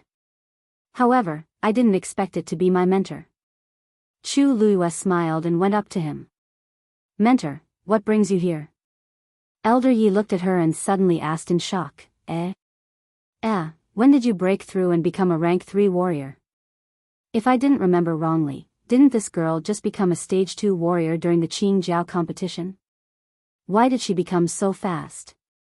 Moreover, the aura on her body seemed to be different from before. If Elder Yi carefully checked Chu Luiyue's Yuan Meridian, he would know that this slight change was caused by the upgrade of her Yuan Meridian. Chu Luiyue's eyes curved into crescents. I just broke through 2 days ago. I learned quite a lot at Tai Yan Academy's library, so I tried to break through recently. As expected, I succeeded. Elder Yi thought about it and felt that it made sense. He had long known that Chu Luiyue had a lot of force in her body, so it was only a matter of time before she broke through. You're indeed my disciple. Haha. Upon seeing Elder Ye's happy face, Chu Luiyue's lips curled up, and she seemingly reminded him unintentionally, why are you here today? Is there a reason why you came to find me today? Elder Ye's laughter suddenly stopped. Mobile users, please browse and read. A better reading experience comes from Love Network. Chapter 436. Actually, he wasn't willing to make this trip. Chu Luiyue was his only disciple, and he couldn't wait to dote on her, let alone question her. But if he didn't ask, he wouldn't be able to answer to Emperor Jiawen. After much thought, it was more suitable for him to do it. Elder Yi coughed. Girl, where were you last night? Chu Luiyue blinked. Of course, I was at home. If not, where else could I be? Old Mr. Yi carefully observed her expression. He always knew that Chu Luiyue was stronger than what she showed. At the very least, she was above his standards in terms of medicine refinement. He knew very well that this girl had many secrets. But he didn't want to suspect her because of this. You should know that there was a fire in the palace yesterday, right? Chu Luiyue nodded and smiled. It's hard not to know about such a big fire, mentor. Elder Yi thought for a while and finally asked directly, what happened last night? What happened yesterday, did it have anything to do with you? Chu Luiyue blinked. What do you mean? Elder Yi stared at her closely, and after a while, he couldn't help but slap his thigh. I knew that Situ Xingqian did it on purpose. Tell me, what exactly happened? Why did she want to kill you? Chu Luiyue was speechless. Even though she knew that Elder Yi would side with her, this was too straightforward. Chu Luiyue lightly coughed. It's a long story. Make it short. He still has to rush back to discuss this with Emperor Jiawen. Oh. Chu Luiyue shrugged. She thinks that I snatched her man. Elder Ye's expression instantly became strange, and he was even a little speechless. Rongxiu. Chu Luiyue nodded. Situ Xingqian personally told me last night. How could it be wrong? Elder Yi suddenly took a step back and sized up Chu Luiyue. Mentor, what are you looking at? Asked Chu Luiyue strangely. Elder Yi suddenly chuckled. No wonder. No wonder. So, it's because of this that Situ Xingqian kept trying to drag you down. Chu Luiyue's eyes twitched. For some reason, she seemed to hear a whiff of smugness. Enough. Master already knows. Just focus on your cultivation at home. There was no need to care about anything else. Old Man Yi said and turned to leave. Suddenly, he turned his head and asked. By the way, did Mu Qinghe say when she was leaving? Mu Qinghe's eyes moved slightly, but she quickly suppressed the slight ripples and shook her head gently. Not yet. But it should be soon. Mu Qinghe had gained nothing from the trip to the imperial mausoleum, so she definitely wouldn't stay for long. Old Man Yi nodded. His expression became more serious as he warned, going to the Tianling dynasty is a great opportunity. You must make good use of it. But the rest of his words were stuck in his throat. Elder Yi hesitated for a while and finally swallowed them back down. If you want to leave, you must inform Master in advance. Chu Luyue nodded. Today was the day of the Empress's funeral. Originally, everything was well prepared, but the sudden fire in the Blessing and Harmony Palace caused everyone to be in a state of panic. Even though Emperor Jiawen was very sad, he still decided to keep the Empress's funeral simple. In the end, only the noble consort's funeral was held. Emperor Jiawen collapsed from excessive worry, so he couldn't attend the Empress's funeral. Rongjin suffered consecutive blows and was bedridden. He didn't even leave Crown Prince Mansion's doors. Oh, now that the plaque had been removed, it couldn't be considered Crown Prince Mansion anymore. In the end, only Prince Ping, Rongqi, and Rongjin went.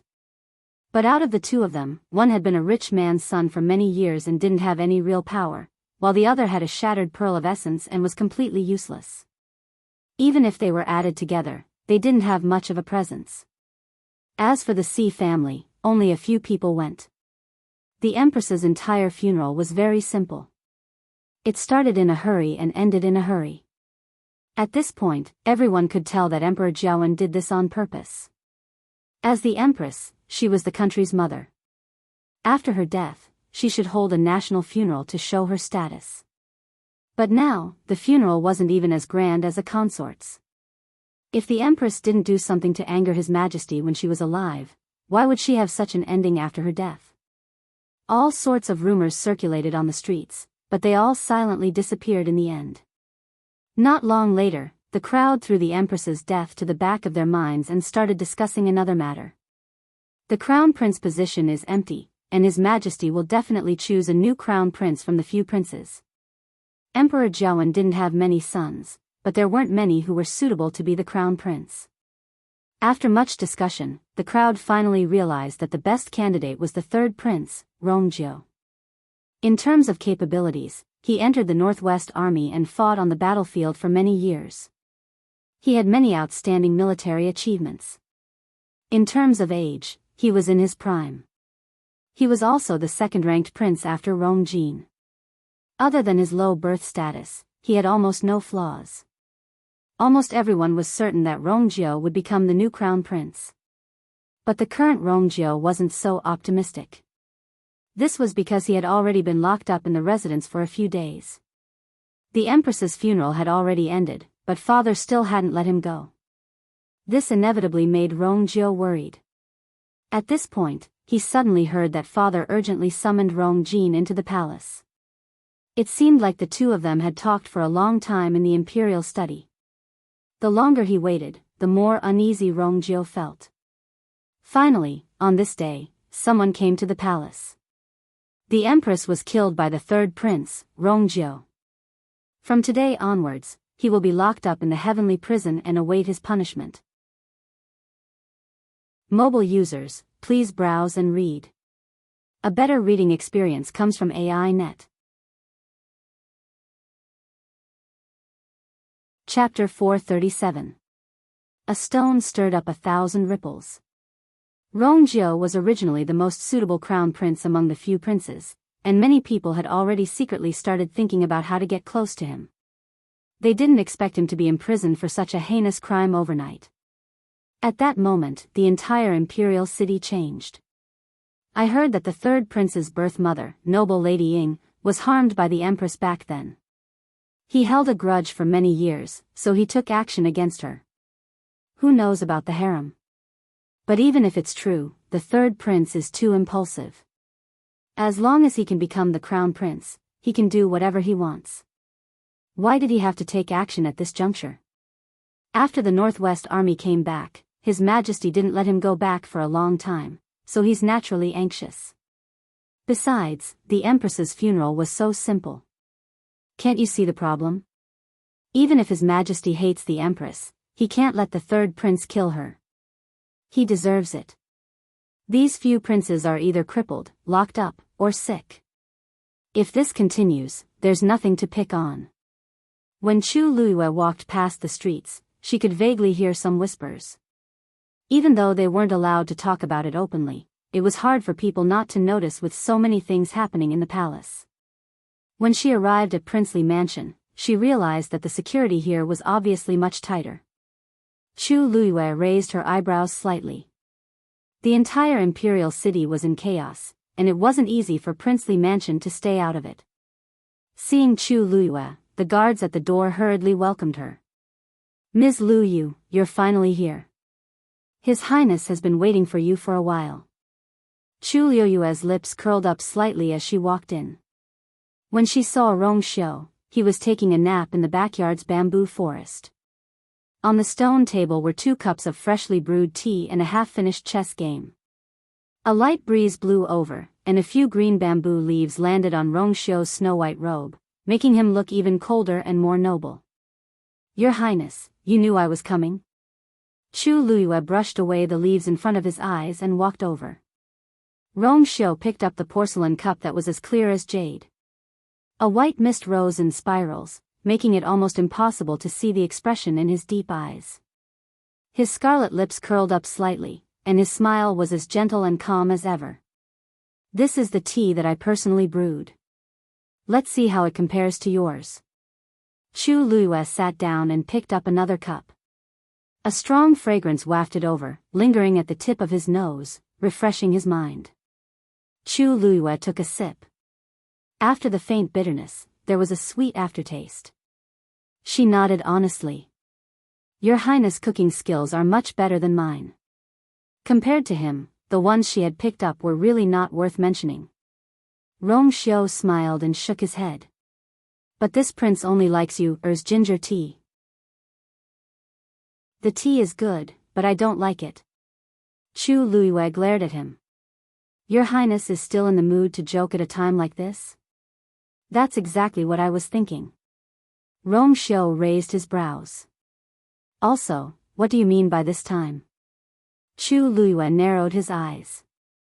The entire imperial city is in a mess, but only this person can leisurely brew tea and play chess in his own backyard. He's really calm.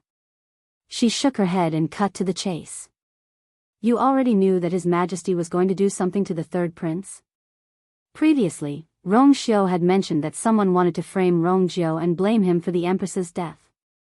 However, Chu Luiyue never expected that person to be Emperor Zhouan. No matter what, Rong Jiu is his biological son. His actions are no different from sending Rong Jiu to his death. Rong Xiu's expression didn't change, and his lips curled up into a casual smile. Since you know what's going on, why do you have to ask me? This is an admission.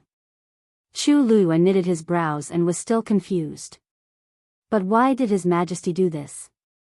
If he didn't want Rong Jiu to inherit the throne, he had many ways. At the very least, Rong Jiu was trapped in the imperial city and had almost all of his military power confiscated. He couldn't do anything. Besides, Rong Jiu had fought on the battlefield for many years and had many achievements. Even without his identity as a prince, his contributions were still significant. Why must Emperor Zhouan be so ruthless? His Majesty knows that the person who killed the Empress is Sita Xingqian. Until now, this news had been tightly sealed. Are you suspecting that father is siding with Sita Xingqian? Asked Rong Xiu with interest. Chu Luiyue shook his head.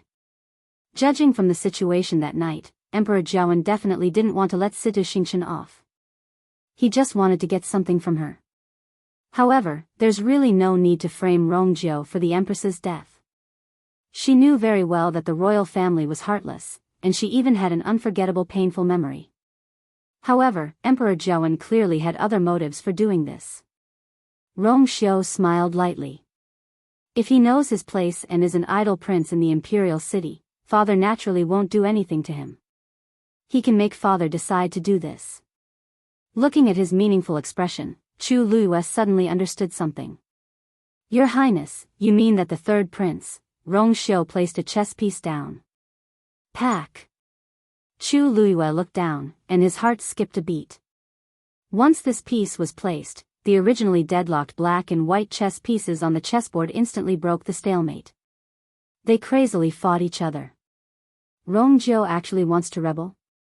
If not, I really can't think of any other reason for Emperor Zhaoan to do this. Your Highness, how did you know?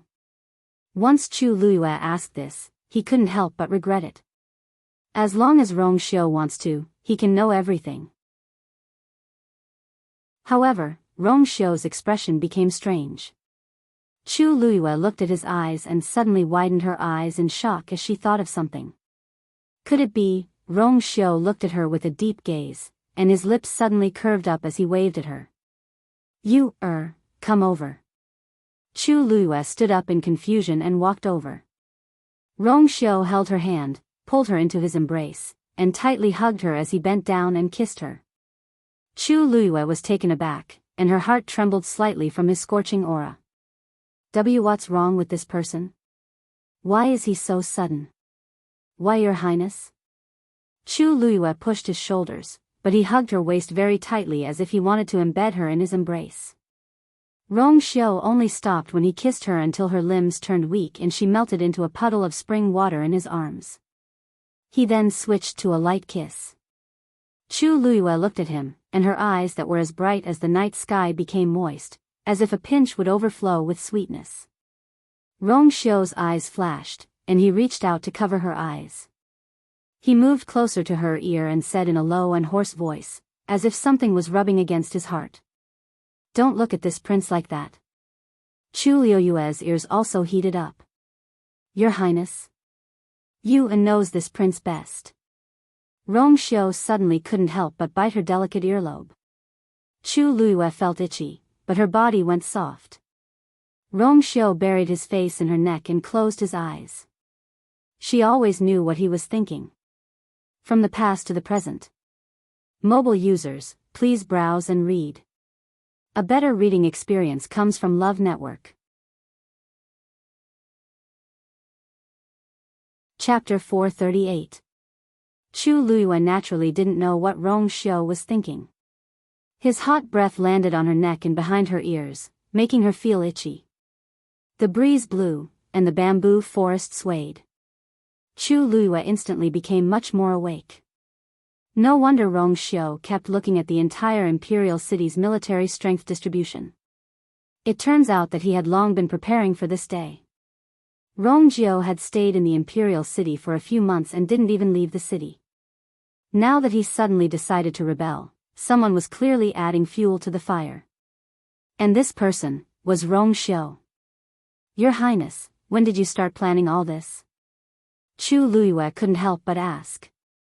Rongxiu's low voice sounded by her ear. Oh, it's quite early. When did third brother go to the Northwest Army? His tone was casual and calm, as if this was just a small matter. Chu Luiyue was shocked and pushed him away. She looked back and stared at Rongxiu in disbelief with her black eyes. Your Highness, you mean, but he didn't ask to go. Chu Luiyue's words stopped abruptly. Suddenly, an extremely absurd idea appeared in her mind. Rongxiu saw her rare shocked look, and a smile flashed across his eyes.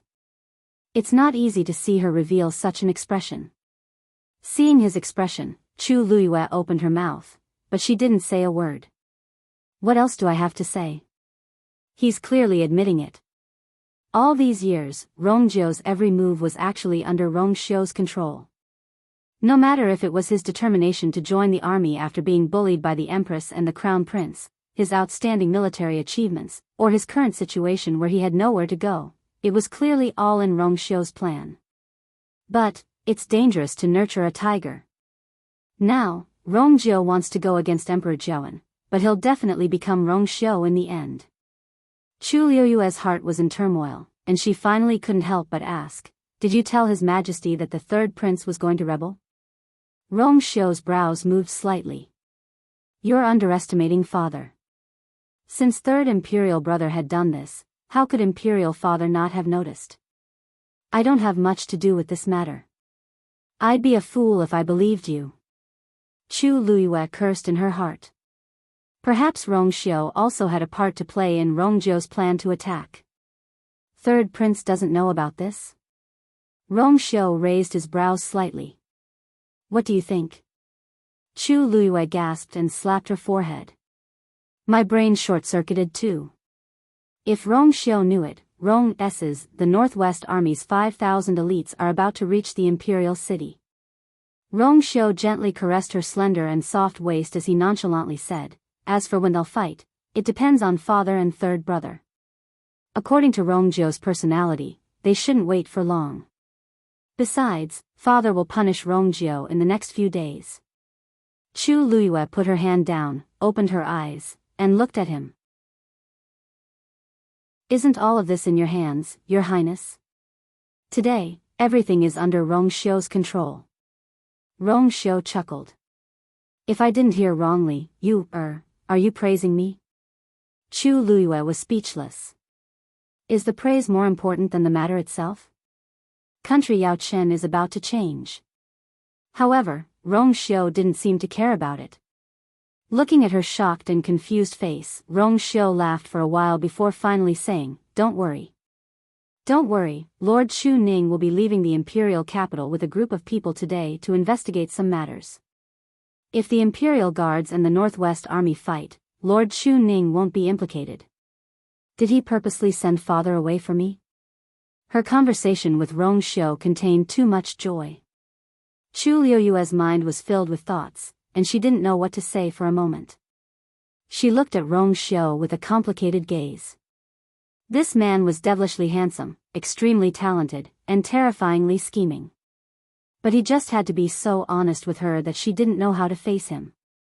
He had plotted for so many years and played such a big game of chess, yet he told her so easily. Your Highness, aren't you worried that I'll tell others about this? Asked Chu Luiyue with knitted brows. Rong Xiu looked at her in shock as if she had asked a very stupid question. Which woman in this world would put the man she loves in danger? Chu Luiyue was speechless. There doesn't seem to be anything wrong with this sentence, but why does it sound so strange? Chu Luiyue stuttered, and her usually eloquent tongue seemed to be in a knot at this point. After a while, she finally decided to give up and not harp on this matter. However, she still had the strangest and most important question. Your Highness, why are you doing this? One was his father, and the other was his brother. In their bones, the same blood flowed in their veins.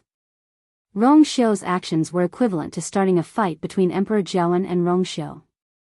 A war was about to break out. No matter who won or lost in the end, what was the point to Rong Xiu? Rong Xiu thought for a moment and chuckled. Oh, I just felt that it was too troublesome to fight for it, so I found someone to do it for me. Chu Luiyue was dazed. He did it for me? He's talking about fighting for the throne, right? How can he replace something like this? Besides, the most important thing is that if Rong Xiu really wanted the throne, why did he have to pretend to be sick for so many years? According to Emperor Jiawen's love for him, as long as Rong Xiu displayed his true abilities, no, just a small portion of his abilities, Emperor Jiawen would definitely make him the crown prince. Chu Luiyue actually wanted to ask, but for some reason, she had a strong feeling that it was best not to ask. Rong Xiu must have his reasons for doing this. After reacting for a while, Chu Luiyue finally found her voice. But if that's the case, won't the throne be the third prince's? A faint smile appeared on Rong Xiu's face, but there was an indescribable suppression in his eyes. He slowly said, who do you think helped third brother contact the Northwest Army and made him take the last pill of confidence and decide to mobilize the army? Of course, it's my people. Emperor Jiawen gathered all the officials to discuss Rong Xiu's punishment. After an intense debate, they finally came to a conclusion. The third prince, Rong Xiu, has committed treason. He took the chance when Emperor Jiawen asked him to take care of the Empress, harmed the Empress, and tried to destroy the corpse. His crimes are utterly devoid of conscience, and the heavens cannot tolerate it. He will be beheaded at the Meridian Gate. Mobile users, please browse and read. A better reading experience comes from Love Network. Chapter 439. Early in the morning, the imperial city's streets and alleys were filled with people. Whether it was out of curiosity, pity, or some other reason, everyone rushed to the Meridian Gate. The execution ground was tightly guarded by armored imperial guards. Rongjio had not been brought over, but the surroundings were already filled with people. It was very noisy. Pfft, this third prince has made great contributions in the Northwest Army a few years ago. He's very impressive. Who would have thought that he would become a prisoner in the blink of an eye? His achievements are enough to intimidate the emperor. He hasn't even stepped out of the imperial city's gates these few months. Isn't it obvious what the higher-ups are thinking? From what I see, the crime is fake, and the execution is real. But among the remaining princes, the third prince is the most suitable candidate for the crown prince. Isn't it too heartless to do this? How much do we know about the palace? Anyway, that person is still in his prime. After a few more years, the princes below him will also grow up, right? It's a pity that the third prince's birth mother has already passed away, and he doesn't have a high status. At this time, there's no one who can help him. The crowd discussed fervently, and they had different opinions about this matter. However, everyone knew that everything was already set in stone by now. Time passed bit by bit, and the sun gradually rose to the middle of the sky. Suddenly, the originally noisy crowd quietened down. The crowd split into two sides, and a path opened up. Everyone seemed to have sensed something, and they all looked over at the same time. A group of people on horses walked over. The person in front was the Si family head, Si. He was clearly here today to supervise the execution. Compared to the past, the current Si looked much more haggard. His cheeks were deeply sunken, and his eyes were bloodshot. It was obvious that the things that happened during this period of time had a big impact on him. After all, the Empress, Si Huijing, was his biological sister. He had just finished the Empress's funeral, and he had to come here immediately after. He didn't even have time to rest. Si walked forward step by step. He could clearly feel the countless gazes around him landing on his body. But in actual fact, his body and mind were numb. Originally, he didn't want to come, but His Majesty had given the order, so he could only follow it. A prison wagon slowly followed behind him. The disheveled man in the metal cage was the current third prince, Rongjio, who was wearing a prisoner's uniform and had his hands locked. He was forced to kneel there with his head slightly lowered. His messy hair fell down and covered most of his face. However, everyone could still vaguely see his current expression. Indifferent and cold. His body even carried a valiant aura that could only be obtained after experiencing life and death on the battlefield. In short, there was no trace of panic or despair. Around the prison cart, there were also imperial guards following closely. However, all those people combined couldn't even compare to Rongjio's aura. Probably affected by some kind of emotion, the places where the prisoner carriage passed by became incomparably quiet. The people standing in front of him even unconsciously took a step back. This third highness, for some reason, looked a bit inexplicably scary. When they arrived at the execution ground, Si raised his hand and the prison cart finally stopped. "Bring him here." With an order, the imperial guards at the side immediately went forward and brought Rongjio out of the metal cage. Two extremely sharp swords were pressed against Rongjio's neck as they brought him to the execution ground in the middle. From start to end, Rongjio's expression didn't change much. But when he stood still at the execution ground, he suddenly looked up and glanced in the direction of the palace as mockery flashed across his eyes. It seems like father won't change his decision. Today, he was determined to put him to death. Rongjio retracted his gaze and looked down to hide the murderous intent in his eyes. Unless it was his last resort, he actually didn't want to do this. However, he had been on the battlefield for many years and had experienced countless life and death situations. He didn't expect that he would end up with such an outcome. Anyone would feel hopeless if they were in his shoes. "Hurry up and kneel," yelled the person behind Rongjio impatiently as he harshly kicked Rongjio's knees. However, Rongjio didn't kneel down from the kick. His physical body was as hard as a piece of steel. Seeing that Rongjio didn't kneel down as he wanted, the man who kicked him was shocked. Rongjio slowly turned around and glanced at him.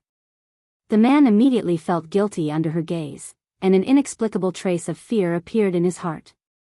Then, he frowned and hollered, "What? What are you looking at? Do you think you're the high and mighty third prince? He's just a criminal on death row, yet he's still so arrogant when he's about to die. Kneel down." That man gave the person beside him a look, and the two of them exerted their strength. The two long swords instantly slit Rongjio's neck, and red blood slowly seeped out. The last bit of hesitation in Rongjio's heart finally disappeared. He slightly bent his knees as if he was really going to kneel down. However, in the next moment, his body suddenly leaped up and kicked the two people closest to him. His actions were too fast, and the two of them didn't even have time to react before they were harshly kicked away by Rongjio. Ce immediately realized something and hollered, "Capture! Capture him! Rongjio actually wants to escape." The surrounding crowd also reacted at this point and rushed forward. An enormous figure suddenly appeared above Rongjio's head. Ce looked over and was shocked. It was a fourth-grade fiend, a white-thatched falcon. Voila! That white-thatched falcon suddenly spread its wings. Rongjio flipped over and jumped onto it. "Go!" Following a clear cry, the white-thatched falcon flapped its wings and flew into the sky. At this point, the surrounding crowd finally understood that it was Rongjio's fiend. When he was locked up in the prison, he didn't have anything else on him other than his prison clothes. But they actually forgot that he had his own fiend. Rongjio had been very low profile these few months in the Imperial City, so they actually forgot that he had such a trump card. Even though this white-thatched falcon was a fourth-grade fiend, it was ferocious and had strong combat skills. It was almost considered the top among the fourth-grade fiends. The human and fiends figures quickly flew into the distance. Ce immediately said, "Prepare. Prepare your bows." The many Imperial guards immediately took out the bows on their backs and aimed at Rongjio in midair. However, right at this moment, a few figures suddenly charged out from the crowd, and they charged towards the Imperial guards. Choo-choo. Messy air-piercing sounds were heard, and many of them deviated from their original directions. They didn't even touch the edges of the white-thatched falcon's wings. Ce looked at the people who suddenly rushed over in shock and anger, and he suddenly widened his eyes in shock. They actually took the initiative to use their killer move. They came prepared. Mobile users, please browse and read. A better reading experience comes from Love Network. Chapter 440. The crowd instantly fell into chaos. Those people were wearing very normal clothes, and they looked no different from the commoners who were here to join in the fun. It was precisely because of this that their actions were especially sudden. Ce roughly glanced at them, and there were at least hundreds of them. These people were clearly here for Rongjio. More importantly, from the ruthless moves of these people, it was obvious that they were trained on the battlefield. Ce suddenly understood something and gasped. Rongjio actually mobilized the Northwest Army to save me? Didn't they say that he handed over his military power after returning to the Imperial City and didn't contact the Northwest Army again? What exactly is going on with these people's appearance? In just an instant, screams, weapons clashing, and the sound of sharp weapons piercing into flesh were all mixed together. Countless people screamed and escaped. Ce was about to chase after Rongjio when two people suddenly rushed over from the side and directly blocked his path. The next moment, they actually attacked before Ce did. Sing! Ce was forced into a chaotic battle. The two parties had just exchanged a few moves, and he knew that things were bad. These people all killed their way out of a pile of corpses. Even if their cultivation levels weren't as high as his, they were the best at killing people. Once they attacked, every move was fatal. There were no tricks at all. In the midst of the chaos, Ce looked around and realized that things were exactly as he had expected. The Imperial Guards, who had the advantage in numbers, were gradually at a disadvantage. He flung something out of his sleeves without hesitation. Bang! A signal shot up to the sky. At the same time, Emperor Jiawen was reading something alone in the imperial study. But after taking 2 glances, he stopped and rubbed his glabella. Calculating the time, it should be about time. Suddenly, Eunuch Min's anxious voice was heard from outside the door. Your Majesty! Your Majesty! Something happened. Emperor Jiawen's heart skipped a beat as he walked over and personally opened the door. He frowned and asked, what exactly happened? Eunuch Min was shocked as he hurriedly took a step back and knelt down. Your Majesty, the 3rd prince ran away. Emperor Jiawen's expression turned even colder. What do you mean he ran away? What is he doing? Where are the imperial guards? Eunuch Min wiped away the cold sweat on his forehead and quickly said in a trembling voice, that's right. Your Majesty, someone has blended into the crowd and started fighting with the imperial guards. They escorted the 3rd prince away. The ominous feeling in Emperor Jiawen's heart intensified. This is the imperial capital. Who would help him like this? They seem to be the Northwest Army. Bang! Emperor Jiawen kicked Eunuch Min's heart. Trash! Eunuch Min fell to the ground with a dull pain in his chest. He spat out a mouthful of blood. However, Emperor Jiawen had already strode outside.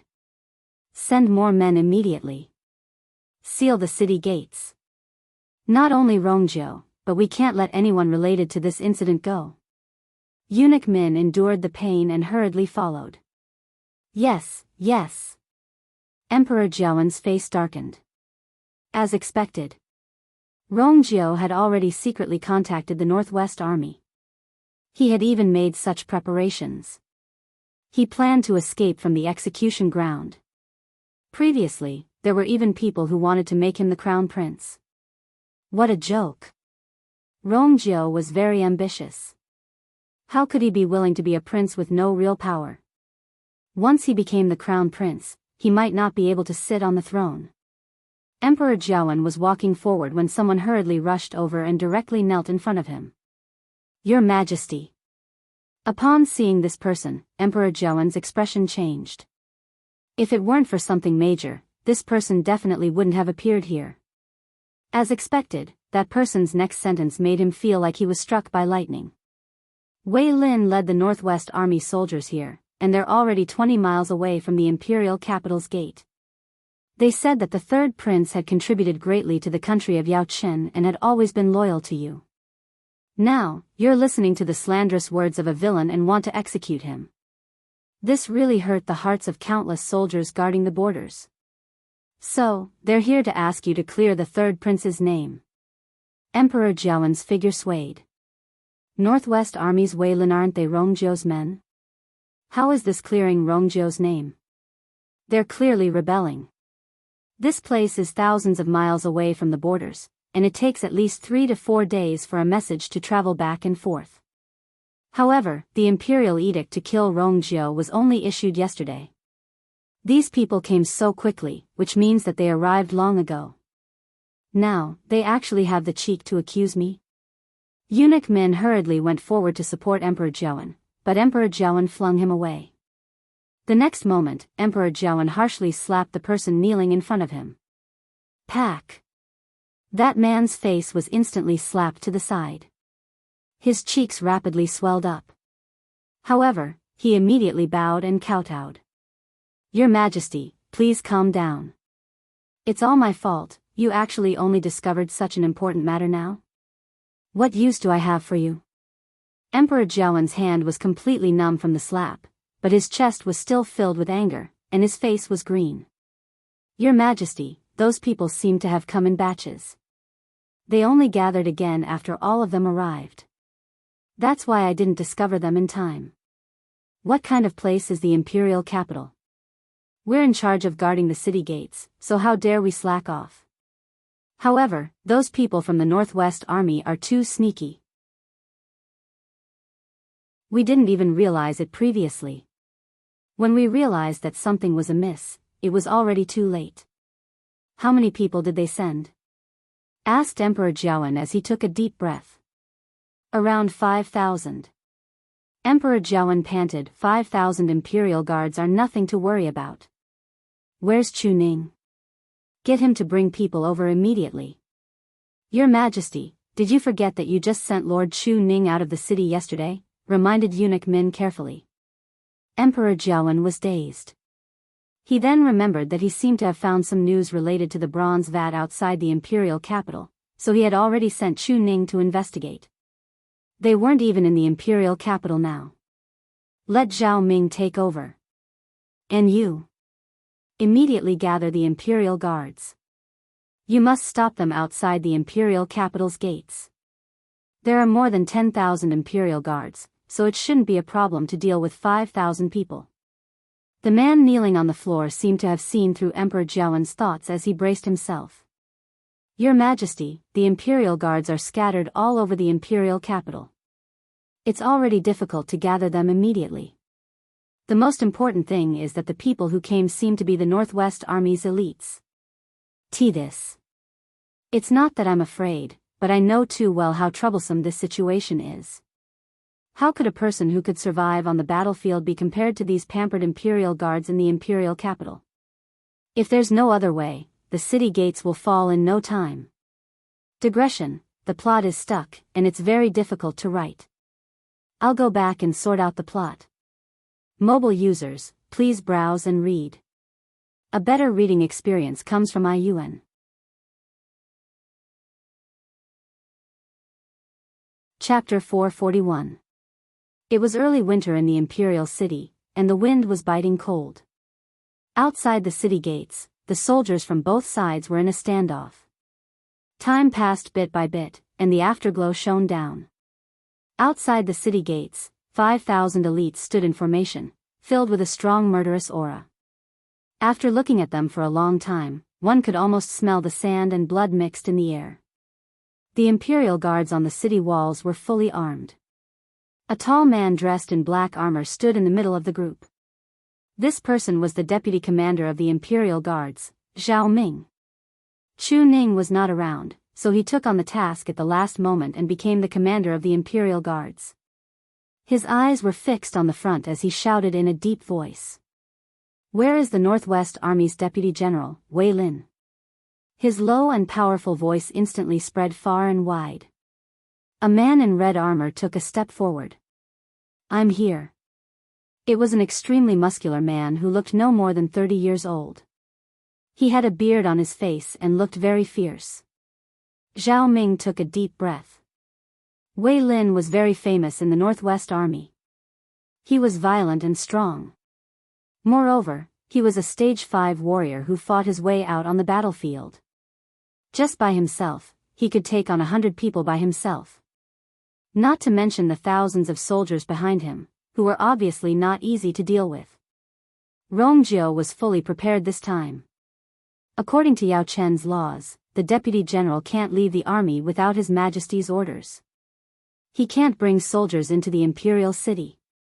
Wei Lin, are you rebelling? Wei Lin laughed. Zhao Ming. It's fine if you're not strong enough, but it turns out that your brain is useless too. I've already said that this is not a rebellion. It's just that His Majesty's actions toward the third prince are unreasonable. He even hurt the hearts of the Northwest Army's soldiers. We're only here to help His Highness the third prince and to seek justice for ourselves. Zhao Ming was about to retort when he suddenly saw a commotion in the crowd opposite him. Then, it suddenly split in the middle. A man walked out from the middle. He was wearing armor, and his face was solemn and majestic. It was Rongjiu. Zhao Ming's heart sank. Rongjiu indeed successfully escaped. After the riot at the execution ground, the imperial guards were collectively mobilized to search for Rongjiu's whereabouts in the entire imperial city. However, they did not find anything until he arrived. It turned out that Rongjiu had already left the imperial city during the chaos. At this time, the prison clothes and shackles on his body were long gone. He was dressed in martial attire and looked bloody and fierce. Greetings, Your Highness. Wei Lin cupped his fists and bowed. The soldiers behind him immediately shouted in unison. "Welcome back, Your Highness." Their shouts shook the heavens. Rongjiu raised his palm and immediately suppressed the voice. When Zhao Ming and the other imperial guards saw this scene, they were all shocked. The fact that Rongjiu could do this was enough to show his prestige in the military. No wonder he dared to do this. Rongjiu looked at Zhao Ming expressionlessly. "Zhao Ming, I don't want to hurt the innocent, so I'll give you a chance, open the city gate. Otherwise, don't blame I for being merciless." How could Zhao Ming do it? "Your Highness." Doing such a rebellious thing, in the end, he would be spurned by the world. "I advise you to repent and be saved. Return with me now and apologize to His Majesty." Rongjiu sneered. "I have already been labeled as a rebellious person. Since that's the case, I might as well fulfill this label." A trace of uneasiness surged in Zhao Ming's heart. "I joined the army when I was 14 years old and fought on the battlefield for many years, killing countless enemies. There are a total of 23 scars on my body, and every one of them is fatal. I have made great contributions to country Yaochen, but in the end, all I received was a prison uniform and countless crimes." If he admitted it, how could he be reconciled? Apologize? The person sitting on the dragon throne now did not have the qualifications to order him around from a high position. Zhao Ming said in a deep voice. "Your Highness." "You." Before he could finish speaking, he saw Rongjiu raise his hand high. Then, it fell harshly. "The first person to break the city gate today will be promoted by 3 levels. 1,000 taels of gold." A low and powerful voice instantly sounded. The countless Northwest Army soldiers behind him instantly became excited. They raised their arms and shouted in unison. "Kill! Kill! Kill!" Wei Lin looked up and laughed. "Ha ha ha ha. Brats, didn't you hear what His Highness said? This time, I won't go easy on you. This city gate. Let me take it." Then, Wei Lin's figure instantly rushed out. When one person moved, 1,000 people followed. Seeing Wei Lin go straight to the city gate, the people behind him followed one after another. Rongjiu suddenly pulled out the padao that he always carried with him. The sound of the padao rang out. The wind howled. The next moment, he tipped his toes and personally attacked. Today, he would return all the humiliation and torture that he had suffered in the imperial city. Zhao Ming immediately said, "Release the arrows." The imperial guards hidden behind the battlements of the city wall drew their bows in unison. Chi! Chi! Countless black iron arrows pierced through the air. The two sides were completely engaged in a battle. When the city gate was in a tense situation, the imperial city was also in chaos. Even though a portion of the imperial guards were responsible for guarding, the people's hearts were in chaos. The streets and alleys were in a mess, and almost no one appeared. Everyone was hiding in their own homes. After Rong Jin was removed from his position, everyone thought that Rongjiu would naturally be made the new crown prince. Who knew that not only did he not become the crown prince, but he even directly started a rebellion? However, anyone with a discerning eye could tell that Rongjiu had long made preparations. If not, he wouldn't be able to gather the Northwest Army in such a short period of time. For a moment, the crowd couldn't tell if Emperor Jiawen let Rongjiu down first or if Rongjiu started the rebellion first. However, Chu Luyue didn't have time to care about all this at this point. This was because Mu Qinghe personally came to her residence. In the room, Chu Luyue slightly widened her eyes. "What? Leave now. Mobile users, please browse and read. A better reading experience comes from Love Network." Chapter 442. Is there a problem? Asked Mu Qinghe coldly as she knitted her brows. The other side kept urging him to go back, and he couldn't delay any longer. Besides, the injuries he suffered in the imperial mausoleum had mostly healed over the past 2 days. Now was the best time to go back. That's not it. Chu Luiyue thought for a moment. It's just that the Imperial City situation is a little special. Won't it seem strange if we leave now? The Northwest Army led by Rongjiao has already started fighting with the Imperial Guards. It doesn't make sense for us to leave at this time. Besides, I already know that all of this is Rongxiao's plan. How can I leave without seeing the results? Mu Qinghe lightly asked in return. Even if they start fighting, what does it have to do with us leaving? It's just a small fight. This small country Yaochen isn't even as big as a state under me. Chu Luiyue instantly had the urge to facepalm. A small fight? The deaths of thousands of people and a country's political power were just a small fight in Mu Qinghe's eyes. However, with his status, there doesn't seem to be anything wrong with saying this. The battles that Mu Qinghe had experienced were indeed much more dangerous and scary than this. No, Vice Admiral Mu. I think you've misunderstood me. Chu Luiyue deliberated before speaking. I'm Prince Li's fiancé, so I'm considered part of the royal family. Now that something like this has happened, how can I just leave? At the very least, I have to wait until everything is settled. Mu Qinghe's expression turned even colder. Time is limited. Leave or stay. Choose one. Chu Luiyue was in a dilemma. I must go to the Tianling dynasty. This is a once-in-a-lifetime opportunity. If I follow Mu Qinghe back, not only will I be able to do it openly, but I can also hide my identity better. Moreover, it was very likely that they would directly come into contact with Jiang Yucheng and the others. Without this layer of relationship, even if she broke through to the 7th stage, entered the Heaven's Canopy, and returned to the Tianling dynasty, the situation might not be better than now. But if he left now, what would happen to Rongxiao? What about father? She wasn't worried that they wouldn't be able to protect her, but she hadn't explained anything yet. If she left with Mu Qinghe now, it would definitely cause a lot of trouble. Who knew when he would be able to come back after this trip? Or would he never come back? Chu Luiyue pursed his lips tightly and didn't say anything for a while. Mu Qinghe, it's been so many years. Why don't you have any tender feelings for the fairer sex? A mocking and casual voice was heard. Chu Luiyue looked up and saw Jian Fengqi. As he walked over, he smiled and said, Prince Li and Miss Chu just got engaged. They haven't even held their wedding ceremony yet. If you ask her to go back with you now, wouldn't you be breaking up the couple? It's so far away. It'll be difficult for the couple to see each other in the future. Mu Qinghe turned his face and looked at him expressionlessly. Jian Fengqi shrugged his shoulders.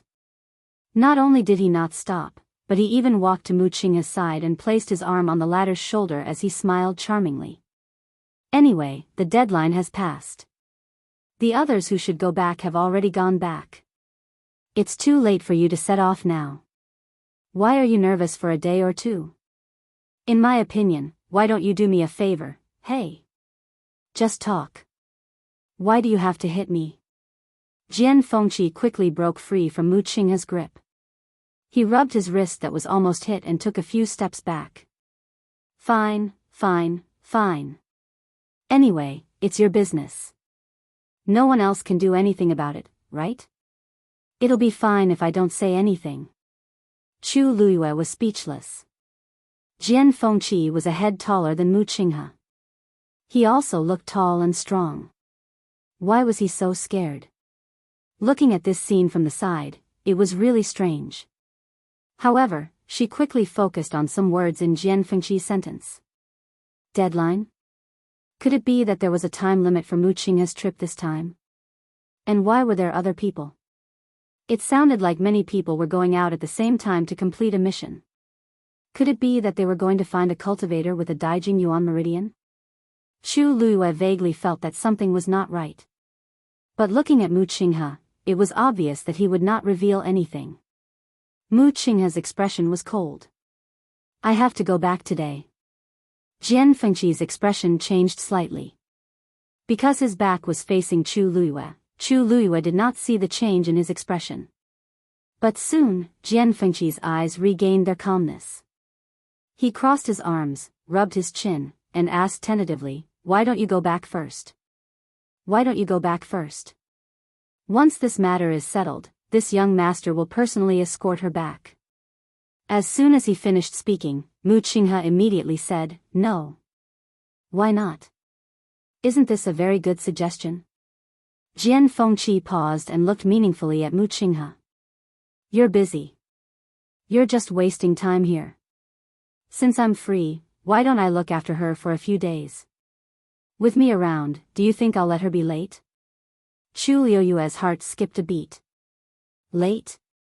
Was Mu Qinghe looking for her because he was in a hurry to go back? Miss Chu doesn't want to go back now. Isn't it too heartless of you to take her away by force?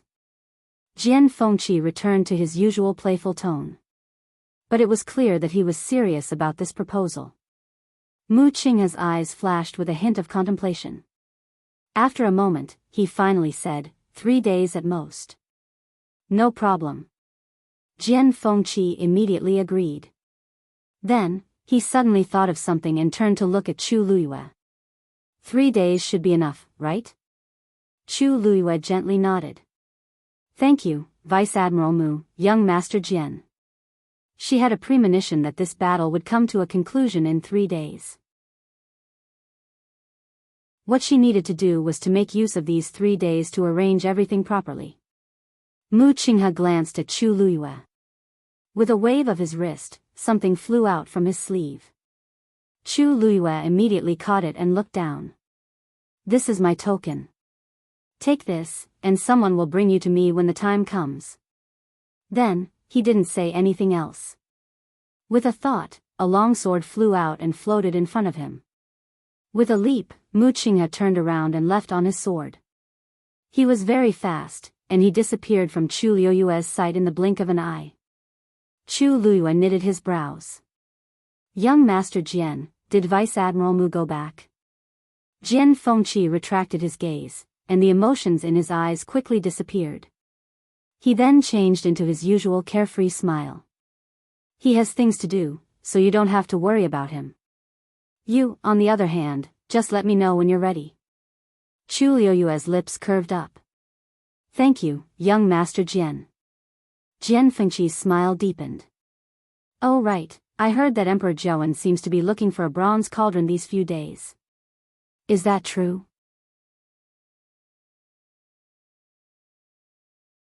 Chapter 443. Chu Liuyue's eyebrows twitched. It seemed that Jian Fengqi hadn't been idle during his stay in the capital. He even knew about this. However, his strength was tyrannical. If he really wanted to investigate something, it was likely that not many people could stop him. Thus, Chu Luyue quickly weighed the pros and cons in his heart and nodded honestly. Young Master Jian is well informed. Jian Fengqi raised his eyebrows and smiled ambiguously. It's a coincidence. I only found out about this by accident. It was on the day that the item was taken away. Chu Liuyue's expression instantly froze. Young Master Jian knows who stole the bronze cauldron?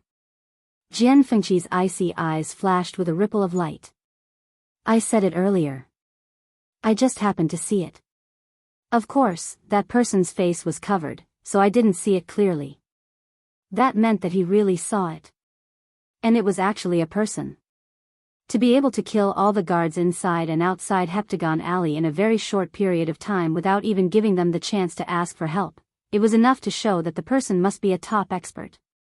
One must know that there were many rank 4 warriors among them. An ordinary rank 5 warrior would never be able to do this. Chu Luyue looked around vigilantly and lowered his voice.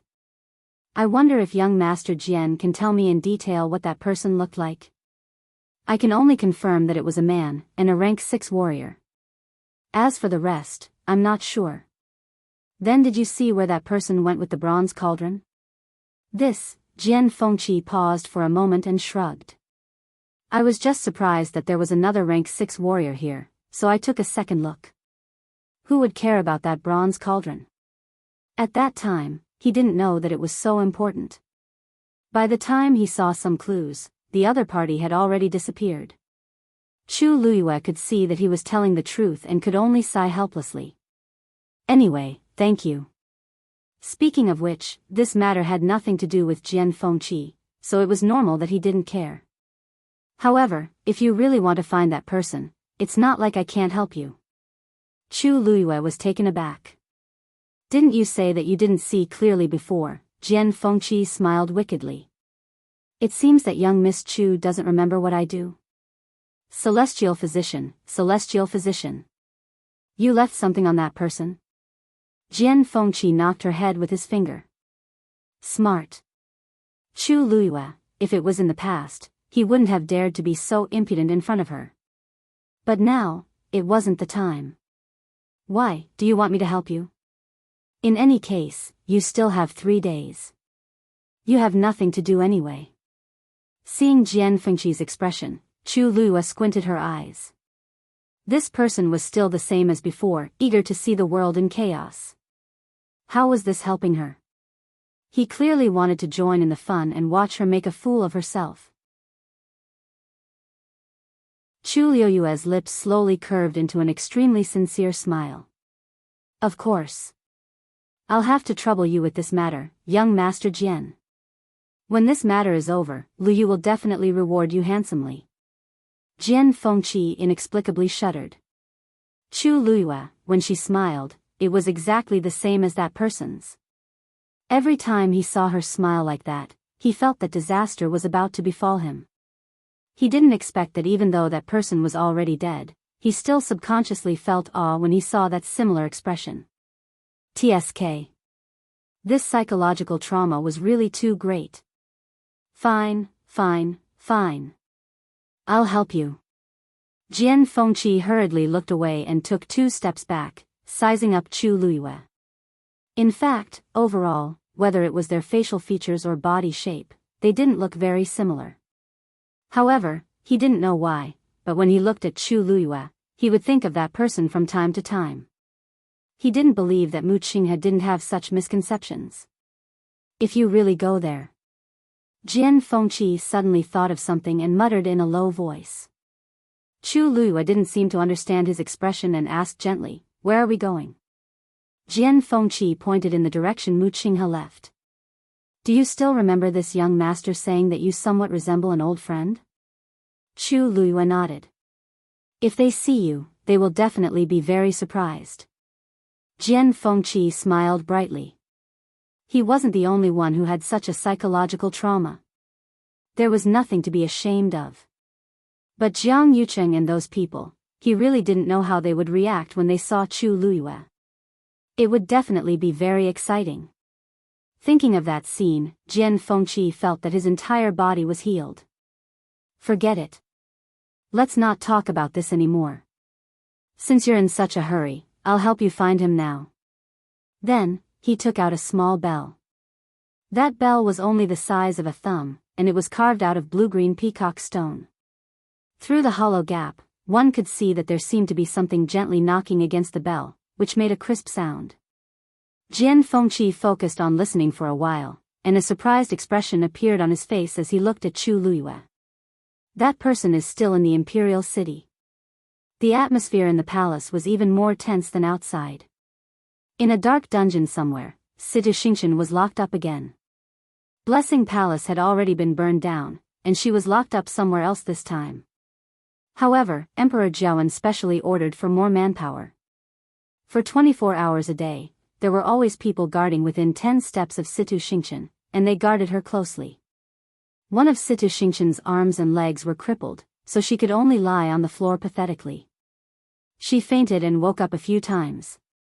Every time, she hoped that she would be in a different place when she opened her eyes. But, no. Her heart was filled with despair. Even Elder Zhong Yi couldn't save me, let alone the others. I don't know what's going on with father, but there's still no news. I really didn't expect the third prince to really start a rebellion. I wonder if he'll fight his way to the palace. A worried voice could be heard. Situ Xingqian paused and realized that the few people in charge of guarding at the side were softly discussing something. Yeah. No wonder His Majesty was so wary of him previously and even sentenced him to death. It turns out that he already expected this day to come. So what? Didn't he still escape from the execution ground? I heard that there's already a fight outside the city gates. The Northwest Army's people don't care about their lives. They came prepared. From what I see, they have a high chance of winning. That might not be the case. Other than the Imperial Guards in the Imperial City, there are also the elites from the various aristocratic families. How can it be broken so easily? It's a pity that we have to continue guarding here. If not, we can also find a chance to, Before that person could finish his sentence, he suddenly let out a short scream. The remaining people did not even have time to react before their lives were harvested. Situ Xingqian immediately looked up. Mobile users, please browse and read. A better reading experience comes from Love Network.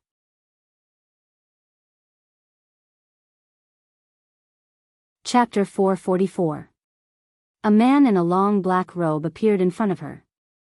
The other party was wearing a black and red ghost mask, which almost covered his entire face. She could only see a pair of cold and indifferent brown eyes. He stood there, and his entire body was enveloped in an extremely strong suppression. The few people who were still talking previously were all on the floor, motionless, and completely dead. The thick smell of blood filled the air.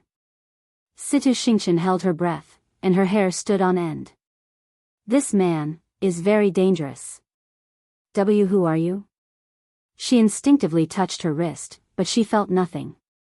She then remembered that the bracelet had already been destroyed by Yi Zhiding. Now, she had nothing on her that could be used to attack or defend. That man suddenly laughed, and his voice was hoarse. You don't need to know who I am.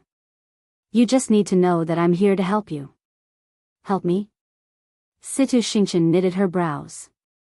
Who exactly are you? Why are you helping me? She was originally very suspicious, and her experiences over the past few days had almost tortured her to insanity. Hence, when she heard this, she was not happy at all. Instead, she felt even more uneasy. That man did not say anything as he waved his sleeves, and a green glow flashed across. A bronze cauldron appeared in front of Situ Xingqian. At the edge, there were still bloodstains that had long since dried up. Situ Xingqian took a closer look, and her eyes shrunk. This is clearly the bronze cauldron in Heptagon Alley. But didn't I lose this thing previously? Why is it in this unfamiliar man's hands? Besides, he actually brought it over. What exactly do you want to do? It took Situ Xingqian a long time to find her voice. After a short silence, that man finally spoke. Don't you know very well what you should do? Situ Xingqian clenched her fists in her sleeves tightly. You, don't say that you don't know. I know very well what you want to do. This thing was originally prepared for Rong Jin, but it's a pity that that idiot still doesn't know what it is. Hence, this belongs to you now. You really want to give this to me? Now? It seems like you're not very willing.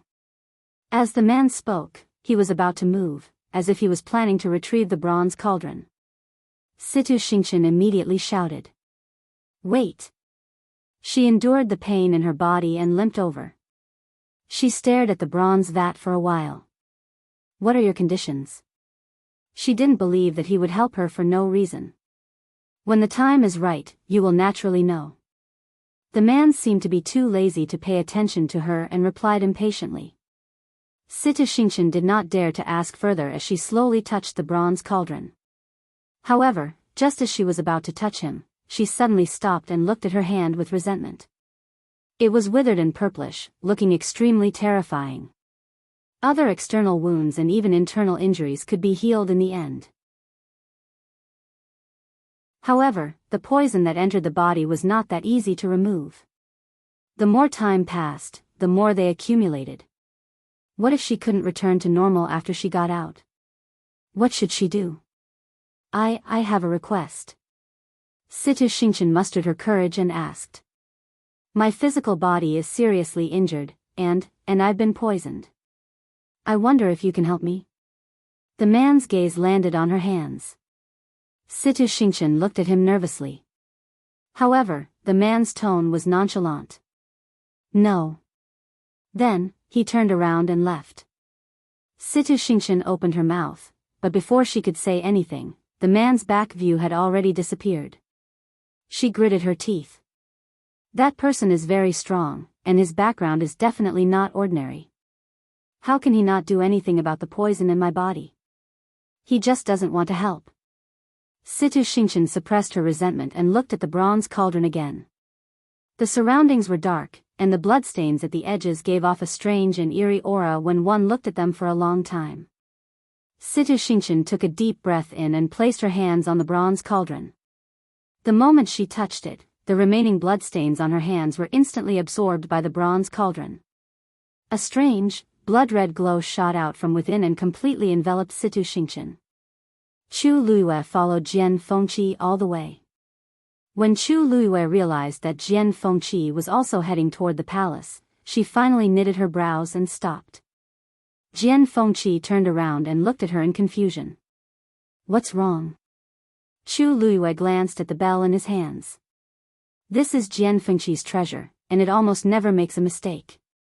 Young Master Jian, that's the palace. Will that person still stay in the palace after stealing that thing? Jian Fengqi squinted his eyes. Do you not believe me? That's not it. Chu Luiyue paused. Just follow me. Don't worry. Since I promised to help you, I'll definitely help you until the end. Upon hearing Jian Fengqi's words, Chu Luiyue felt more at ease and continued to follow him.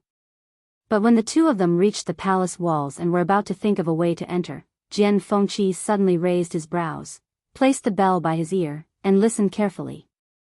Immediately, his expression changed. He doesn't seem to be here anymore. What? Chu Luiyue looked around. At this time, no one had passed by this place. Wasn't he here just now? How could he be over there? Jian Fengqi quickly turned around. Chu Luiyue naturally followed without hesitation. But after taking 2 steps, she couldn't help but look back, and her eyes darkened.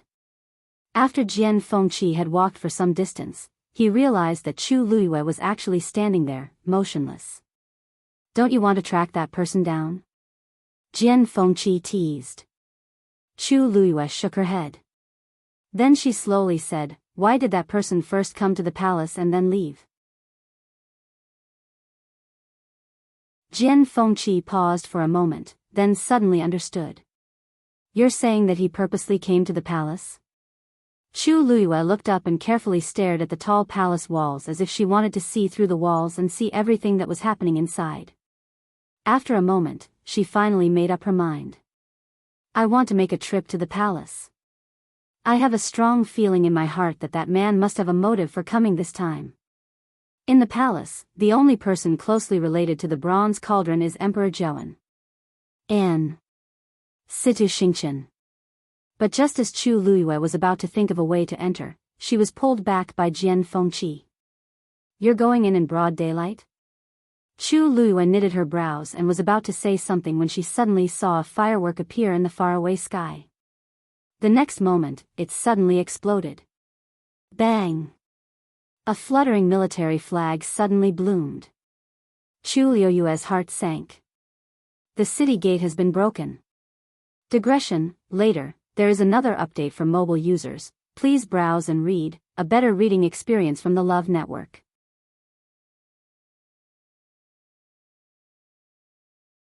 Chapter 445. This speed was even faster than Chu Luiyue had expected. I'm afraid that Rongjio will rush into the palace with his men in no time. Chu Luiyue's mind raced as she looked at Jian Fengqi and asked, where's that person? Where did that person go? Jian Fengqi pointed in a direction. Suddenly, the bell in his hand let out a crisp sound. Jian Fengqi instinctively threw the bell out. That item quickly broke into many pieces in midair. Then, they all fell to the ground. It actually broke on its own. Jian Fengqi's fingers curled up slightly, and he could still feel a slight numbness on his fingertips. However, his mind was blank at this point. This, Chu Luiyue looked at him in understanding. Young Master Jian, it seems like your tracking skills aren't very good. The other party had clearly discovered me long ago. Jian Fengqi's usual smile had long disappeared, and he looked exceptionally cold and stern. He was clearly traumatized. Chu Luiyue rarely saw Jian Fengqi with such an expression. If she was free, she would definitely be very willing to admire his expression in detail. However, she was not in the mood now. The other party seemed to be targeting Jian Fengqi, but she knew in her heart that the other party's real motive was to lure her here. Every move that he made previously was on purpose. Jian Fengqi harshly closed his eyes. This was a huge humiliation to him. He had never suffered such a loss in all his years of life. You're really fast. If I find out who that person is, I definitely won't let him off. Chu Luiyue was also very curious about that person's identity, but the other party was one step ahead of her, so there was nothing she could do now. Since the other party spent so much effort to lure her here, wouldn't it be a pity if she didn't go in to take a look? Thinking of this, she turned around and left. Jian Fengqi was shocked. Huh? Hey. You're going back now? Didn't you want to go in just now? Chu Luiyue nodded. I want to go in. Then it's easy to get into trouble if we go in now. Let's wait for the right time. After saying that, Chu Luiyue's figure quickly disappeared from sight. Jian Fengqi thought that it made sense. He glanced at the bluebell fragments on the ground with heartache and resentment, then turned around and followed Chu Luiyue. At the same time, everyone in the imperial capital saw the military flag and realized that the city gate had been breached. In the palace, Emperor Zhaoan, a few family heads, and other important people in the imperial court were all gathered at Qingxian Hall. Everyone was originally discussing how to deal with the Northwest Army's attack, but the loud noise from outside finally silenced the noisy Qingxian Hall.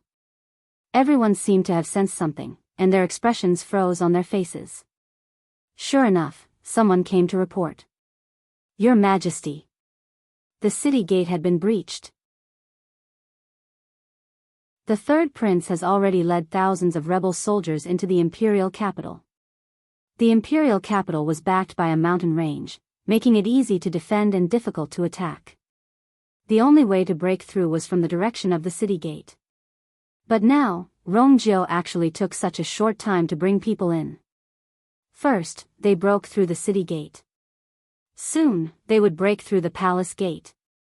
Everyone in the hall looked at Emperor Zhaoan, and the surroundings were silent. Emperor Zhaoan was furious. Useless. The number of imperial guards is almost twice that of the rebel soldiers. How did this happen? The person who came to report could only speak with a trembling voice. Your Majesty, they seem to be very familiar with the imperial capital's military arrangements. That's why Officer Zhao Ming and the rest couldn't. The crowd looked at each other. The imperial capital's military arrangements were top secret, and not many people knew about it. How did Rongjiu get his hands on it? Digression, tomorrow at 6:00 p.m., please browse for a better reading experience from IUN.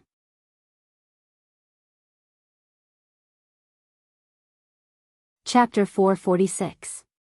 Also, many aristocratic families in the imperial city seem to have submitted to the third prince. That person continued stuttering. Emperor Zhaoan froze on the spot as if he was struck by lightning. What do you mean? That person boldly looked up and scanned the surroundings before quickly looking down. Those aristocratic families' heads seemed to have discussed this with the third prince. After the rebel army entered the imperial city, they didn't meet with any obstructions. Actually, Emperor Zhaoan understood the meaning of this the moment he heard this. However, he felt that it was too ridiculous. As a result, he subconsciously didn't dare to believe it. There was dead silence in the palace. Emperor Zhaoan's vision turned black. How is that possible? I single-handedly supported all these aristocratic families. I definitely won't. Halfway through his sentence, he suddenly thought of something and suddenly looked at the crowd standing in the palace. You! Someone among you has long betrayed me? One had to know that most of the aristocratic families' heads in the imperial city were standing here. If Rongjio brought the soldiers in without any obstructions, it meant that someone had instructed him to do so. What responded to him was even scarier silence. It's you? Or you? Or all of you? Emperor Jiawen didn't expect the situation to change so drastically. No wonder Rongjio was so presumptuous. It turned out that he was fully prepared. So many people secretly betrayed him, but he didn't know at all. Who exactly is it? Emperor Jiawen suddenly felt a chill run down his spine. Your Majesty, calm down first. I guarantee with my life that the Si family didn't betray you. Si stepped forward and said solemnly. Previously, when Rongjio escaped from the execution ground, he couldn't find him for a long time. When he heard that Rongjio had successfully reached the city gates, he returned to the palace to ask for forgiveness. He didn't expect things to become like this in such a short time. Your Majesty, the same goes for the Chu family.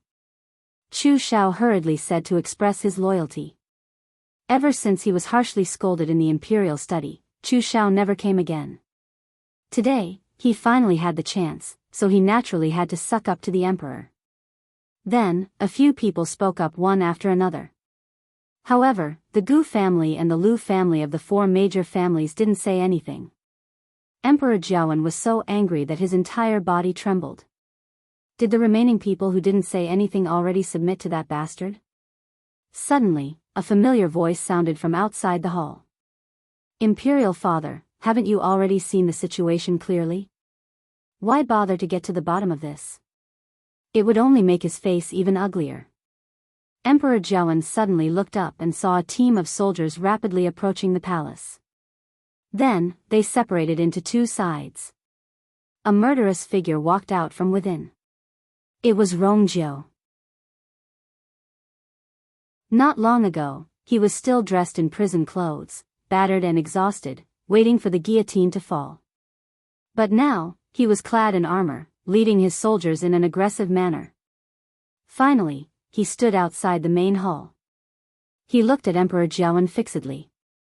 Imperial Father, how have you been? Fear finally surfaced in Emperor Jiawen's heart. Men! Protect the Emperor! Chu Shao immediately led the others and rushed forward. But before she could stabilize herself, she heard Rongjio lightly say, Don't worry. I do not wish to implicate the innocent. As long as you surrender now, I guarantee that I will not touch your family members. Chu Shao immediately shouted loudly, Let's go. This is treason. It was a serious crime.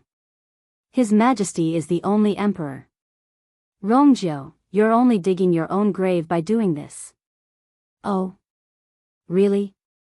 Rongjio raised the padao in his hands and slowly wiped away the bloodstain on it. First Elder Chu, you probably don't know that the entire imperial city is under Ai's control, right? Chu Zhao's heart skipped a beat as he looked at Rongjio and felt uneasy.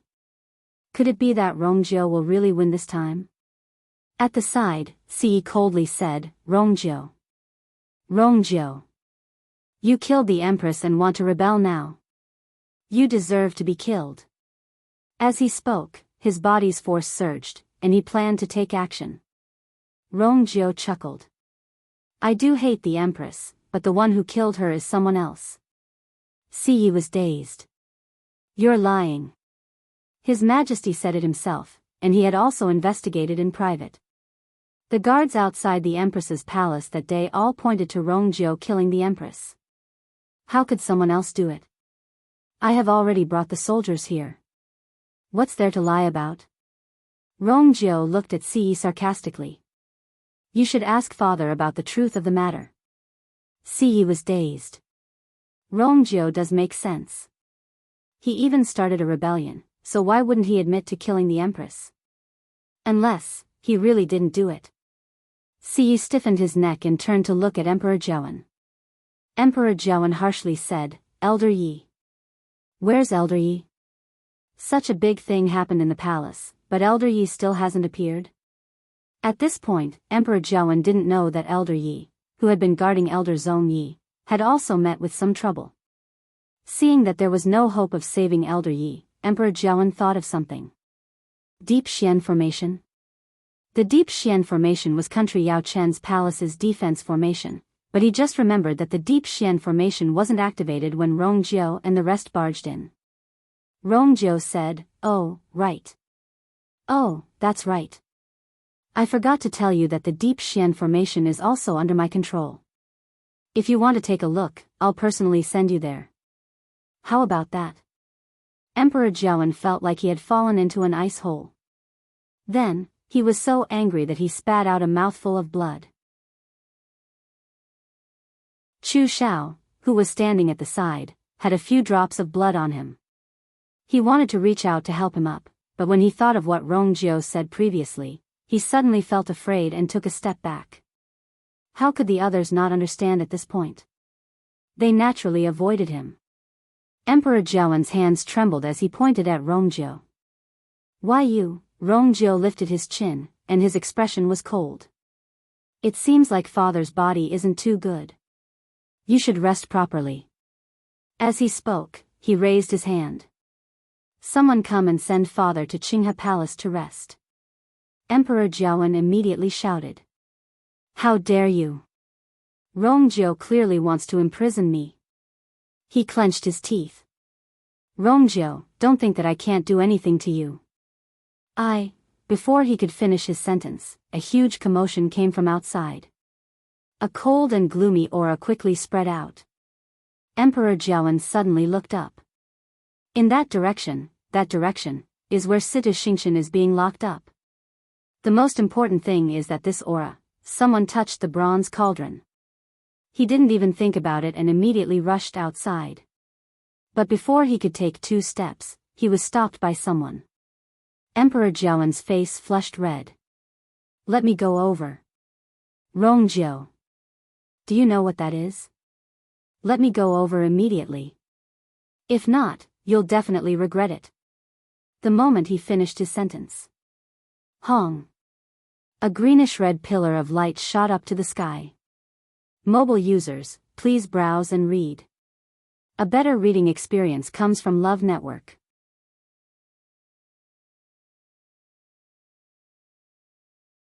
Chapter 447.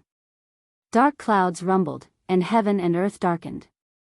That light pillar went straight for the sky and into the clouds.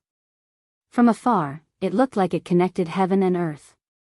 On top of it, the green and red lights intertwined, forming a strange pattern that made one fearful. Rongjiu turned around to take a look, and he looked serious. "Wei Lin. Immediately send someone to check. What exactly is going on?" "Yes." Everyone in the hall also looked over with different expressions. Taking advantage of this short gap, Emperor Jiawen suddenly turned around and rushed back. "I must be quick." But Rongjiu quickly detected this movement and turned around to look coldly. "What are you all waiting for?" The people at the side immediately reacted and rushed forward to stop Emperor Jiawen again. This time, Emperor Jiawen's hands were tied up, and he couldn't move. "Rongjiu! Rongjiu!" Emperor Jiawen was furious, and his face flushed red. Rongjiu waved his hands. "Aren't you going to send father to rest?" A few soldiers immediately walked over and escorted Emperor Jiawen away. Eunuch Min and a few other servants who served him were also taken away. At the start, Emperor Jiawen was still scolding Rongjiu. But when his figure disappeared through the side door, his voice suddenly disappeared, leaving only faint sounds of struggling as if his mouth was stuffed. The crowd looked at one another. At this point, it was clear who had won and who had lost. Emperor Jiawen, who was high and mighty a moment ago, was locked up in the blink of an eye. Even though Rongjiu didn't directly kill him, Emperor Jiawen's future days wouldn't be good. The entire palace was so quiet that it was suffocating. Rongjiu's gaze swept across the crowd and stopped on Siyi for a moment. Siye's entire body tensed up. Even though the Si family was the head of the 4 major families, it clearly wasn't a wise move to go against the current Rongjiu. "Si family head, I'll have to trouble you to accompany father during this period of time." Siye's heart sank. Is Rongjiu planning to put me under house arrest? Third prince. Before Si could finish his sentence, Rongjio nonchalantly interrupted him and slowly said, "You're not the only one. Don't worry, as long as you take good care of father, I will naturally take good care of everyone in the Si family." This was a blatant threat. Si's heart surged with anger, but he suppressed it in the end and said word by word, "Since that's the case, I'll have to trouble your highness." Then, he turned around and walked in the direction that Emperor Jiawen left in. Several officers and soldiers followed closely behind. Everyone exchanged glances privately. It seems like Rongjio still has a grudge against the empress. Besides, Si was the one who sent Rongjio to the execution ground. The Si family's situation naturally wouldn't be any better. Seeing that Emperor Jiawen and Si had already been dealt with, Chu Shao was filled with regret. If he had known earlier, he definitely wouldn't have stood out. Now, Rongjio will definitely remember this in his heart. As expected, Rongjio's gaze landed on him. "Great Elder Chu." Chu Shao shuddered as he looked at Rongjio fearfully. Third Highness, you're very loyal to father. Why? Aren't you going together?" Chu Zhao's legs turned to jelly, and he immediately said, "Your Highness, you're mistaken. Actually, just now." Rongjio's gaze was filled with unconcealed mockery. Chu Zhao's heart skipped a beat, and he seemed to be choking on something. His face flushed red and white, and he wanted to defend himself again. However, under such a mocking gaze, he seemed to be a joke. "Great Elder Chu, please." The soldier at the side had already spoken first. Sensing their terrifying murderous intent, Chu Shao clenched and loosened his fists. In the end, he could only leave with them.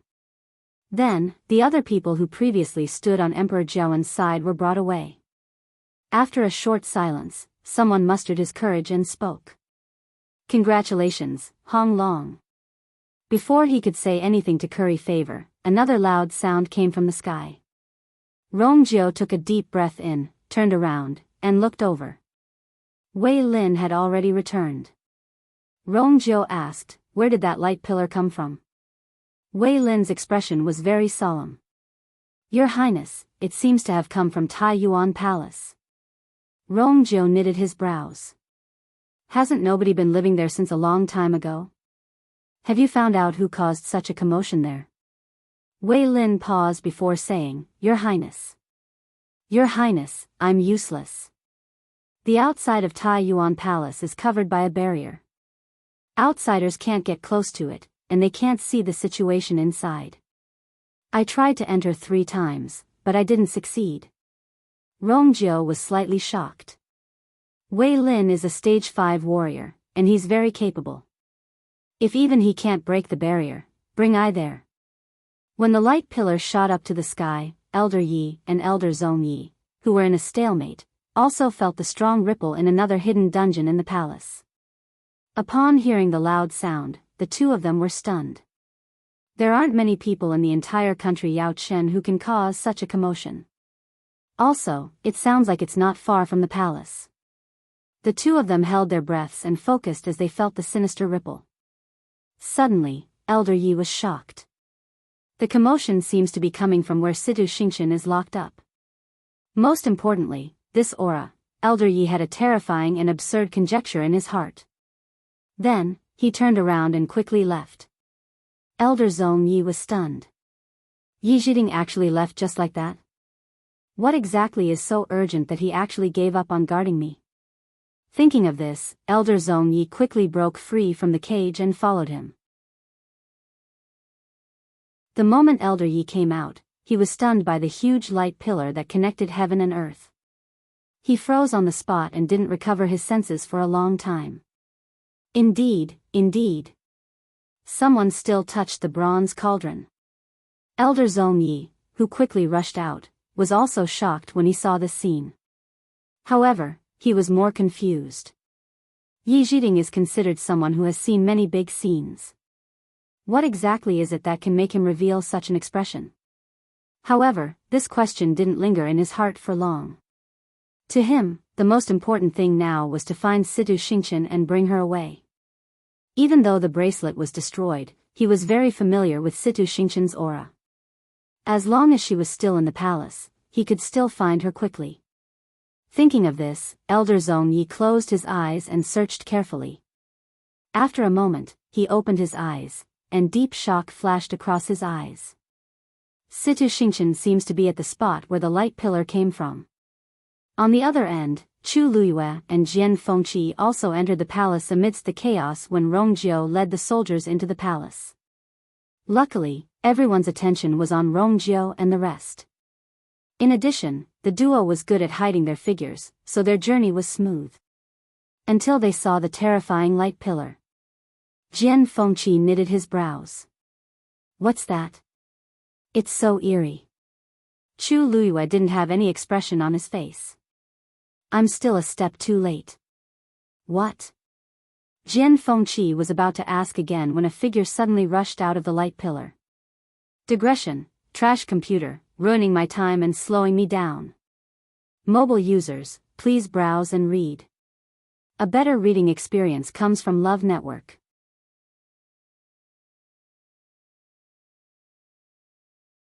Chapter 448.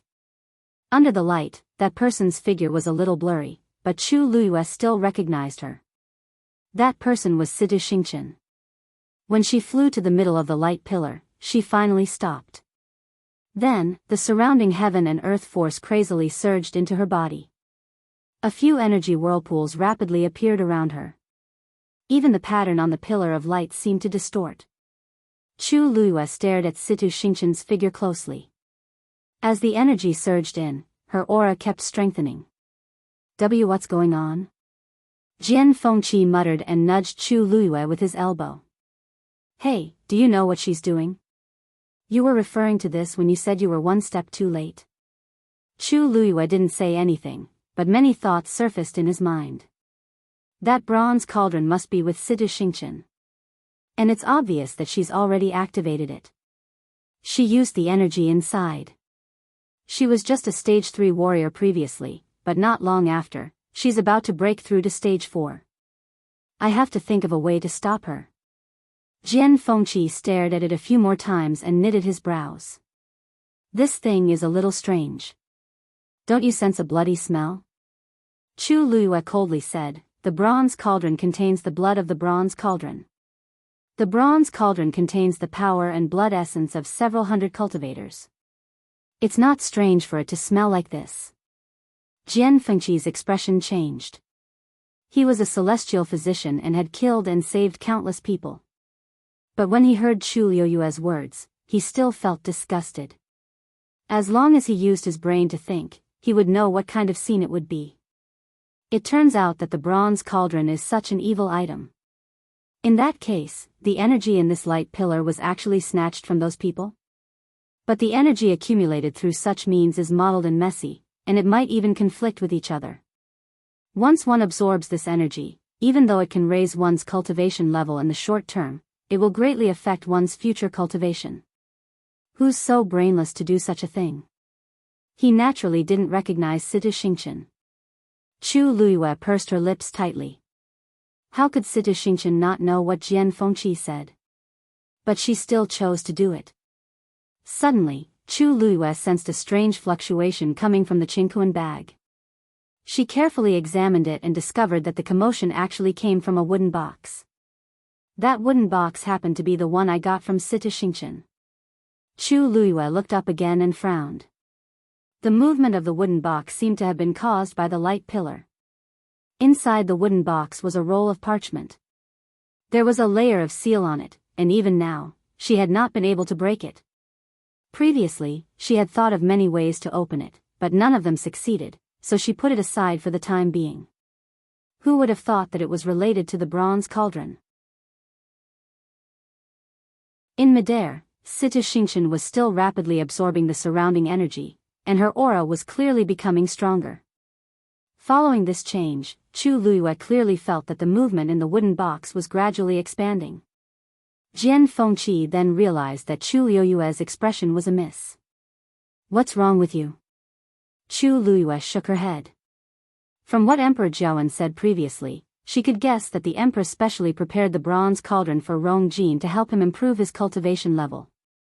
She vaguely guessed that Emperor Joan knew something, but she didn't say it.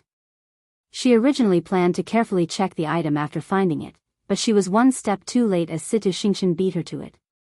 Once it's opened, the energy in the bronze cauldron will definitely be absorbed and turned into Situ Xingqian's energy. But now, it seems like things are more troublesome than expected. What are you looking at? Hurry up and leave. Suddenly, an impatient scolding came from the side. Chu Luiyue quickly turned around and saw a group of people walking over. Her figure moved, and she quickly hid in the corner at the side. Upon seeing this, Jian Fengqi also hid. The group of people walked closer and closer. Chu Luiyue then clearly saw that the person being scolded in the middle was actually Emperor Joan. Behind him were Eunuch Min and the others, and they all seemed to have suffered. He was surrounded by soldiers in red armor. They were Rongjiu's men. Emperor Joan had already changed out of his dragon robe, and he looked a little disheveled. If one didn't look closely, one wouldn't be able to recognize him. He looked anxious as he kept turning his head to look at the green and red light pillars as if he wanted to say something. It was a pity that his mouth was sealed, so he could only make muffled sounds. He couldn't hear anything clearly. The soldiers at the side pushed and shoved him, rushing him forward. Emperor Joan kept struggling. Until the person at the side pulled out a sword, pressed it against his waist, and hollered. "We have plenty of ways to make you obedient. Why don't you try?" Emperor Joan finally stopped, and despair flashed across his eyes as he stumbled forward with them. Very quickly, these people walked past Chu Luiyue and Jian Fengqi and headed in a certain direction. Chu Luiyue's eyes sparkled, and she planned to follow them. Jian Fengqi pulled her back. "Where are you going?" Chu Luiyue glanced at him from the corner of her eyes. "If you want to follow me, go ahead. If you don't want to, you can walk on your own." Jian Fengqi was stumped. Wasn't this girl always polite to him before? Why did she suddenly have such an attitude? He was about to retort when he met her clear eyes. He suddenly felt guilty and softly muttered, "Go ahead." "So be it." "Why are you so angry? Why is Chu Luiyue's temper so bad? My status is clearly much higher than hers, but why do I feel like I'm lower than her?" Just as he was wondering if the problem was with him, Chu Luiyue had already left with those people. Jian Fengqi could only follow. Those people brought Emperor Joan to Qinghe Hall. Emperor Joan was locked in a room alone, and the others were locked at the side. The doors and windows were tightly locked, and there were people guarding every corner. Luckily, there weren't many people. Actually, Rongjiu was still wary of Emperor Joan, but the entire imperial city was under his control now. After enduring for so many years, he finally succeeded, and he was in a good mood, so he naturally let down his guard. In addition, Situ Xingqian's commotion distracted part of his attention. This made things convenient for Chu Luiyue. After observing for a while, she sent Dumpling out. Dumpling was small and fast, so she quickly caused a commotion and attracted the attention of two guards. Taking advantage of the time when they left to check, Chu Luiyue quickly entered the hall. Hong! Another thunderous sound was heard. Chu Luiyue turned around and saw that Situ Xingqian had actually become a stage 4 warrior. Mobile users, please browse and read. A better reading experience comes from IUN.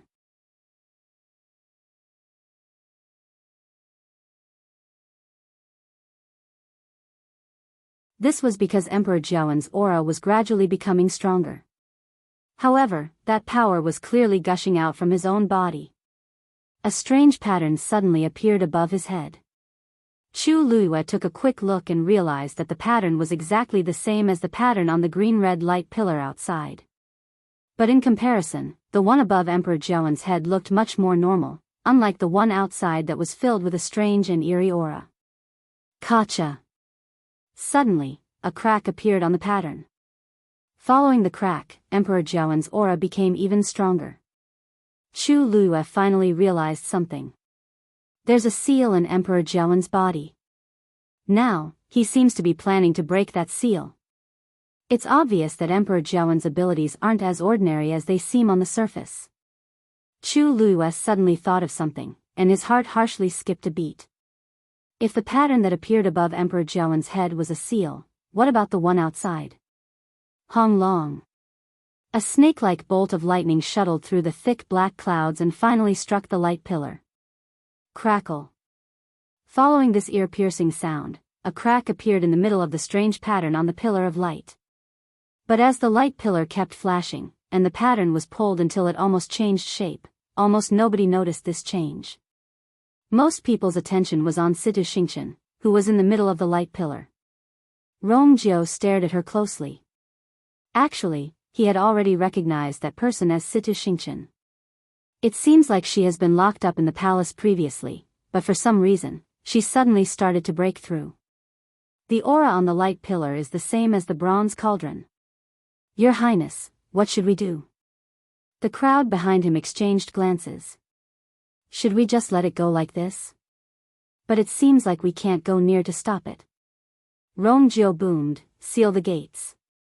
Be prepared to activate the Deep Xian formation at any time. Everyone was shocked. Your Highness, activating the Deep Xian formation requires a lot of manpower and resources. It seems a little overboard to deal with a stage 4 warrior. One of the patriarchs asked tentatively. Rong Jiao turned around and sneered. It seems like family head Su is willing to take the lead. That person's expression changed, and he hurriedly shook his head. What a joke. The aura on the light pillar is so dangerous. Even a stage 5 warrior like Wei Lin can't do anything about it, let alone the others. Since no one wants to go, immediately go down and prepare the Deep Xian formation. Rong Jiao hollered, and that person was shocked. He didn't dare to say anything else and hurriedly left. Very quickly, the people at the side also followed him. Rong Jiao looked at Situ Xingchen again and suddenly thought of something. Where's Elder Yi now? At this point, Elder Yi was fighting with Elder Zong Yi again.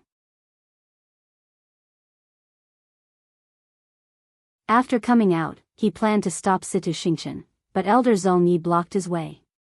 The two of them were equally skilled. Without a burden, Elder Zong Yi's combat ability was much stronger than before. Hence, after a few moves, the two of them were still tied. Seeing that Situ Xingchen had already broken through and was planning to continue, Elder Yi became increasingly anxious. Zong Yi. Do you know what your precious niece is doing? Elder Zong Yi sneered. Isn't it very clear what she's doing? If you want to stop this great opportunity, you'll have to get past me first. That light pillar contained immense strength, and Situ Xingchen had already successfully broken through from a stage 3 warrior to a stage 4 warrior.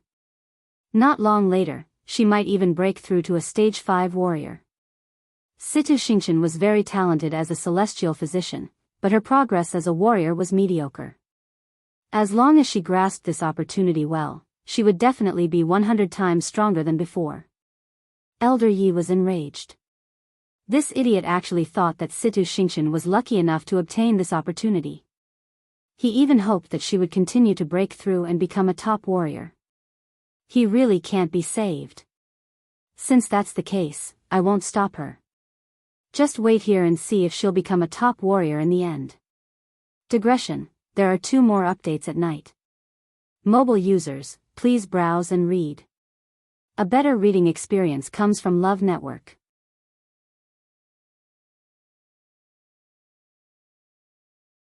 Chapter 450. Elder Zong Yi's heart was beating like a drum. He was a rank 6 warrior and could naturally feel that something was wrong with the aura in the light pillar. Seeing Elder Yi in such a state, he became even more worried. However, since he had already said so earlier, it was naturally inappropriate for him to go back on his word. Thinking that Situ Xingchen always knew her limits, he felt more at ease and tried to defend himself. Outsiders like you don't need to worry about this. After saying that, he looked at the pillar of light. At this point, Situ Xingchen's aura had already broken through to the intermediate stage 4 stage. And it was still growing stronger. Elder Zong Yi was half excited and half worried. However, he didn't notice that Elder Ye's eyes flashed with shock when he saw a crack appear on the pattern on the pillar of light. Situ Xingshan's breakthrough speed was faster than he expected. The power within the bronze cauldron was still gushing out. If this continued, things would only get more and more out of hand. Oh, right. And Emperor Zhouan. Thinking of this, Old Man Yi turned to leave. Elder Zong Ye's eyes were sharp and his hands were nimble. He once again stood in front of him and asked with extreme vigilance, "Where are you going?" Elder Ye's eyes darkened. "Zong Yi, I've already said that I won't stop Situ Xingshan. You better get out of the way now." However, Elder Zong Yi did not believe him at all. Who knew what tricks Yi Zhiding would come up with to deal with him and Xingshan? "No matter what, you have to stay here. You can't go anywhere until it's over." Elder Zong Yi sneered. "The two of us are evenly matched. Even if I can't take you down, it won't be that easy for you to leave either." Elder Yi was so angry that he almost cursed. He wanted to smash open Zong Ye's brain to see if it was filled with water. "Zong Yi. Don't push your luck." Elder Zong Yi shrugged. It was clear that he wanted to fight him to the end. Unlike the chaotic palace, the Prince Li's mansion was completely quiet at this moment. Rong Xiu stood in the courtyard, his hands clasped behind his back as he gazed in the direction of the palace. He raised his eyebrows when he saw the pattern on it start to crack. Umo, who was standing behind him, couldn't help but ask. "Master, it seems like Situ Xingshan's ambition is greater than expected. She actually used such a short time to break through to this stage. His limbs were crippled, his origin power sealed, and all the humiliation he suffered in the past few days, anyone would have done the same. Not to mention her." Rong Xiu smiled faintly. Umo thought the same. Situ Xingshan isn't a kind person. Judging from the recent events, this woman is clearly the kind of person who will do anything to achieve her goals. Not to mention that she didn't know the other secret hidden in the bronze cauldron. Even if she knew, she might still try her luck. "Third brother, what's your plan?" Rong Xiu asked calmly. Umo immediately said, "Third Highness, prepare to activate the dark mysterious formation." But for some reason, there was no movement at all. "Third Imperial brother, when you are on the battlefield, you have always been particular about knowing the enemy and yourself, and you will never be defeated. Now, he probably doesn't know what Situ Xingshan wants to do, so he's planning to wait and see. Naturally, he won't act rashly. Besides, he had just taken over the imperial city and was only one step away from the throne. He would naturally be very careful." A smile flashed across Rong Xiu's eyes. Actually, Rong Xiu is very outstanding in all aspects. There's nothing wrong with this idea. However, he didn't know that time wouldn't wait for anyone. If he wanted to wait until he was fully prepared before taking action, it might already be too late. "Master, are you not planning to interfere?" asked Umo curiously. Rong Xiu squinted his eyes. "Why do I have to do something unnecessary? This way, it would save him a lot of trouble." Umo respectfully answered. A ripple suddenly appeared in the air. Umo turned around and saw Yanqing, whom he hadn't seen in a long time, walking out. He looked like he had rushed back and was covered in dust. "Greetings, Master." Yanqing knelt on one knee and presented a letter with both hands. Rong Xiu looked at the letter calmly. "Master, that side can't hold on for much longer. 36 respected Elder Feng personally wrote a letter to ask you to go back as soon as possible." Hearing 36 respected Elder Feng, Umo's eyelids twitched. That person actually came out personally? It can be seen that the situation over there isn't optimistic. Actually, thinking about it carefully, Master hasn't gone back in such a long time. Rong Xiu picked up the letter. The moment it touched his fingertips, the letter instantly turned into a ray of light. It flew in front of Rong Xiu. Then, the ray of light turned into a circular light screen. A blurry silhouette appeared on top of it. "Your Highness, are you really not planning to come back?" A low and gentle voice came from within. It was like a gentle breeze that made one feel as if they were bathed in the spring breeze. Umo suddenly shivered as he exchanged glances with Enchanting. They both saw the fear in each other's eyes. This person actually used such a voice to speak. It's over. Rongshio's eyes narrowed slightly, but the corners of his lips still held a light smile. Respected elder, you've misunderstood. I will go back in a few days. That's good. The voice was still gentle and even had a hint of a smile. That's good. Your Highness hasn't returned for a long time. Everyone thought that you died outside.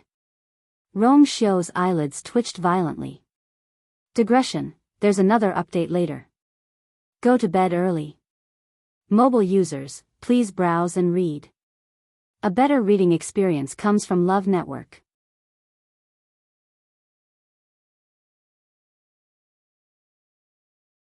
Chapter 451. Umo and Enchanting both held their breaths and didn't dare to make a sound. If they could, they really wanted to disappear from here right now. There weren't many people in the world who dared to be so rude to His Highness, and this person was one of them. However, he had never said such words in the past. It could be seen that he was furious this time. Rongshio coughed. Respected elder, you're joking. It's good that your Highness knows. That voice sounded a little fierce, but Enchanting and Umo both heaved a sigh of relief. In this case, they could at least muddle through, right? I heard that your Highness stayed there for so long this time because of a woman. Rongshio's brows moved slightly, and he glanced at Enchanting from the corner of his eyes. Enchanting opened her mouth. It wasn't Enchanting who said it. That elder sneered. It's just this old man's guess. However, it seems that I guessed it right. Rongshio paused for a moment and nodded lightly. That's right. 36 Respected Elder Ming was caught off guard by his frank admission. Your Highness has never been close to women. Why did you suddenly become enlightened after going out? The anger from before disappeared and was replaced by curiosity and ridicule. I wonder what kind of woman can make your Highness like this. It seems that those old fellows still don't know about this. Rongshio said honestly. Yes. I haven't returned yet, so it's not appropriate to make it public now. When I return, I will naturally mention this matter personally. These words made the elder and the light screen silent for a while. Your Highness intends to give her a status? Rongshio smiled. She's Ai's wife. Naturally, she has to have a status. What? That elder was shocked and lost his voice. Even the originally blurry figure trembled. Your Highness intends to, but she probably hasn't even entered heaven's canopy before, right?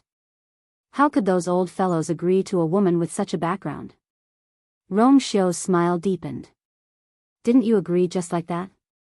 This old man is. How can that group of people be compared to this old man? The old man said angrily.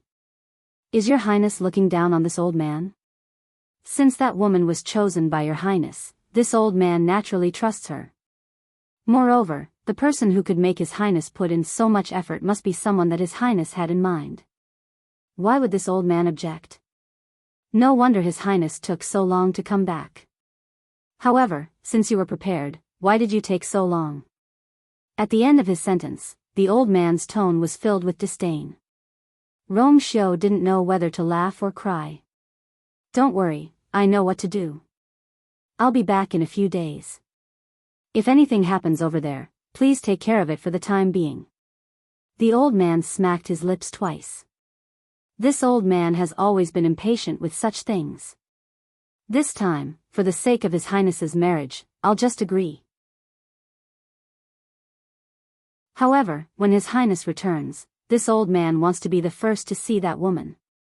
A glimmer flashed across Rongshio's deep eyes. This, I'm afraid you'll have to wait for a while. This time, she won't be returning with Ai. What? She won't be coming back with you? The old man was shocked. He was already thinking of what gift to give her. Why did he say that she wouldn't be coming? Wait. Don't tell me she hasn't taken a liking to you?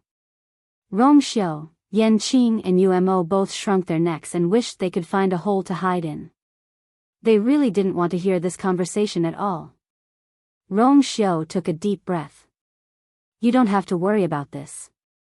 She'll be returning to Heaven's Canopy soon and has some matters to attend to. When she's done, you'll naturally have a chance to see her. The old man's interest was immediately piqued. She came to Heaven's Canopy but didn't come with you? Then where did she go? What did she do? Rong Xiao refused to say more. You'll know all this when it's time. Seeing that Rong Xiao wasn't willing to reveal anything, the old man didn't continue asking. Since this is the case, I hope you'll return soon. After saying that, the light screen quickly dissipated. Rong Xiao lightly sighed. This time, it had indeed dragged on for too long. Even 36 respected Elder Ming personally wrote a letter. He thought for a moment and asked, what's the matter? What's Mu Qinghe up to today? Umo immediately said, earlier, he went to Ms. Lu Yu's place and left. Rong Xiao's expression turned serious. At this time, Mu Qinghe went to find her. Where is he now? Umo was dazed, and his expression suddenly changed. According to the previous rules, the people sent to monitor Mu Qinghe had to report to him every once in a while. However, there didn't seem to be any news today. I've been by Rong Xiao's side and only cared about Rong Zhou's matters, so I actually forgot about this. Umo knelt down with a thud. I've neglected my duty. Master, please punish me. Rong Xiao had long realized something when he saw Umo's expression. He knitted his brows. No need. It seems like he left today. Mu Qinghe isn't a simple person. It's impossible for him not to know that someone is secretly monitoring him. There must be a reason why he took action today. Also, where's Yu? Asked Rong Xiao immediately. Umo's heart skipped a beat. Rong Xiao closed his eyes. After a moment, he opened them and looked in a certain direction. That's where the palace is. She actually entered the palace? He looked at the light pillar that connected the heavens and the earth. As time passed, the light pillar's color seemed to have faded a lot. However, Situ Xingqian's aura was much stronger than before. The most important thing was that many cracks had already appeared on the strange pattern on the light pillar. Rong Xiao's eyes darkened. The next moment, another bolt of lightning struck down. That pattern was finally completely torn apart. Mobile users, please browse and read. A better reading experience comes from Love Network.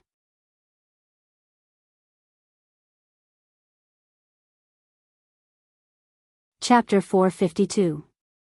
Rong Xiao's figure moved, and he rapidly disappeared from the yard. Umo and Yanqing looked at each other and followed him. As the strange pattern cracked, Situ Xingqian officially broke through and became a Stage 5 warrior. Seeing that the light pillar didn't show any signs of disappearing and that Situ Xingqian, who was suspended in it, was still absorbing the surrounding heaven and earth force, Rong Zhou finally realized that something was amiss. If this continues, who knows if Situ Xingqian will continue to break through. He looked at Wei Lin. Have you found Elder Yi? Wei Lin shook his head. Rong Zhou pondered for a moment. Give the order to activate the Deep Xian formation. Upon hearing this, the crowd standing at the back looked at each other. Nobody expected Rong Zhou to use the Deep Xian formation, which Emperor Zhaowen didn't have the time to activate, to deal with Situ Xingqian. Yes. Wei Lin quickly left with the others. The waiting time was always very unbearable. After around 15 minutes, a ripple finally came from the northwest corner of the palace. A star gradually appeared in midair. Following that, more and more dots of light appeared around the starlight. In the blink of an eye, they connected together. It was like a small galaxy. Almost at the same time, the same scene was happening in the other three directions. All the light spots gathered in the middle. It was as if there was an invisible hand connecting the four pieces of starlight together. Hong. When everything gathered together, it finally made a loud sound. It was like a gigantic star net that covered the entire palace. A vast suppression descended. The greenish-red light pillar was also suppressed by this force and started to shrink toward the center. At this point, Situ Xingqian suddenly opened her eyes. That pair of eyes that were always filled with water, were now filled with a scarlet red. Brutal and cold murderous intent crazily surged out from the depths of her eyes. She looked at her wrists and ankles. With the help of that force, all her physical injuries had healed, and her cultivation level had also directly broken through from a stage 3 warrior to a stage 5 warrior. She slowly clenched her fists and felt the abundant strength in her body. She was elated. Previously, she was still a little hesitant, but it now seemed like her decision was right. Not to mention country Yaochen, even in the entire world, how many people could break through to this level in such a short period of time? Most importantly, the energy in the bronze cauldron had not been completely exhausted. In other words, her strength would continue to rise. She raised her head and saw that the pillar of light seemed to be gradually shrinking. She smiled coldly. Then, she clasped her hands together and the force around her surged wildly. In an instant, the wind howled. Lightning flashed and thunder roared. The pillar of light that entered the clouds suddenly fell down like a waterfall. Those dazzling rays of light, along with an incomparably valiant power, madly surged into her body. Intense pain came from every part of his body. Situ Xingqian saw a few small wounds on her hand bursting open, and sticky, sweet blood slowly seeped out. However, she gritted her teeth and did not stop. Only in this way would he be able to break through faster. As long as she could endure this pain, she would become a top expert in the world.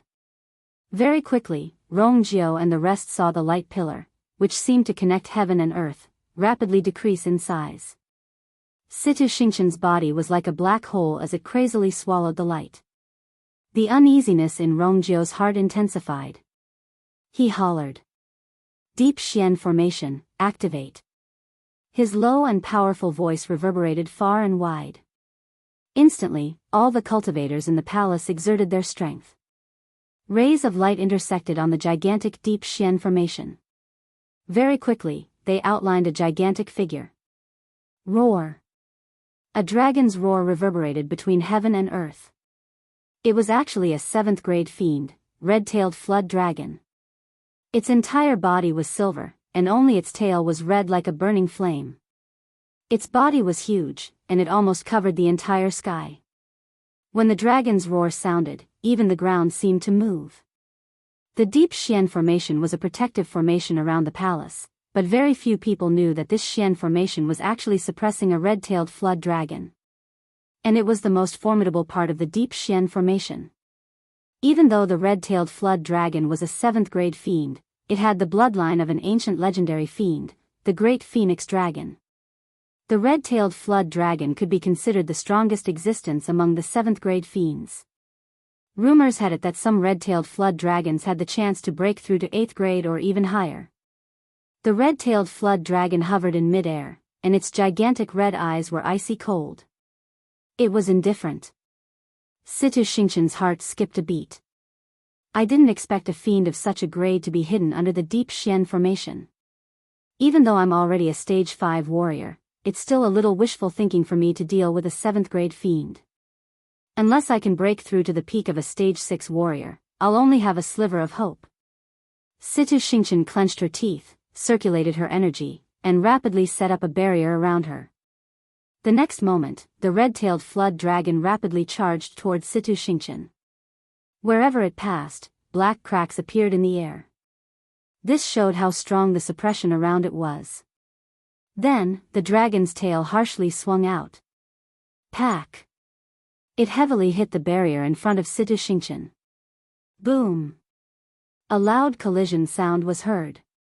A suppressive force directly passed through the barrier and crushed Situ Xingqian's body. Her body trembled, and her face instantly turned much paler. But the next moment, elation flashed across her eyes. That's because the barrier didn't break. With my current stage 5 warrior strength, the barrier I set up definitely won't be able to block the red-tailed flood dragon's attack. Hence, I directly used the light pillar's energy to form this barrier. It's indeed very strong. Situ Xingqian was slightly relieved and continued to absorb the surrounding heaven and earth force. As long as I have a little more time, I might be the red-tailed flood dragon's opponent. Seeing that Situ Xingqian actually withstood the red-tailed flood dragon's attack, the spectators below were shocked. What's with the greenish-red glow on her body? It actually contains such a strong force. In such a short time, she already broke through to become a stage 5 warrior. No. She's actually already an intermediate stage 5 warrior? Is she going to break through to become a stage 6 warrior? Did you see that? She seems to be bleeding. Her physical body probably can't take it anymore. What exactly is she planning to do? Not only in the palace, but everyone in the entire imperial city had already seen the commotion. They all looked up at the scene. Situ Xingqian ignored all the gazes. Something seemed to be moving in her chest, and blood kept seeping out of her body. However, she couldn't feel any pain and only felt that she was surrounded by a ball of fire. Suddenly, her gaze focused, and she looked somewhere. She waved her sleeves. A powerful wave of energy swept out. Chu Luiyue, who was hiding in Qinghe Hall, felt the commotion behind him, and alarms went off in his heart.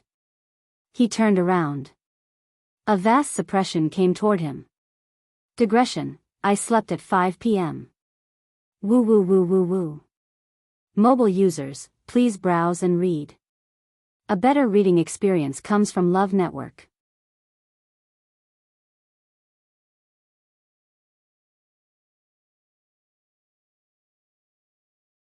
The moment he saw Chu Luiyue appear in the air, Yi Lao was shocked and wanted to rush over to help. That girl is still a stage 3 warrior. How can she be Situ Xingqian's match? But as soon as he moved, Elder Zhong Yi blocked his path again. Elder Zhong Yi, who had suffered a lot previously and was very aggrieved, finally vented his anger. Yi Zhiding, didn't you say that your precious disciple is a rare genius? Why are you in such a hurry to help? Why don't we take a good look at the two of them and see who will win? Yi Zhiding finally couldn't hold it in and scolded. Pfft! Who does that Situ Xingqian think she is? How can she be compared to my disciple? Do you think that the humiliation at the Qing Jiao competition wasn't enough? Zhong Yi, don't be smug too early. Situ Xingqian activated the bronze cauldron on her own accord and swallowed the strength of hundreds of cultivators. Even if she can break through in a short period of time, there will be endless trouble in the future. Zhong Ye's heart skipped a beat.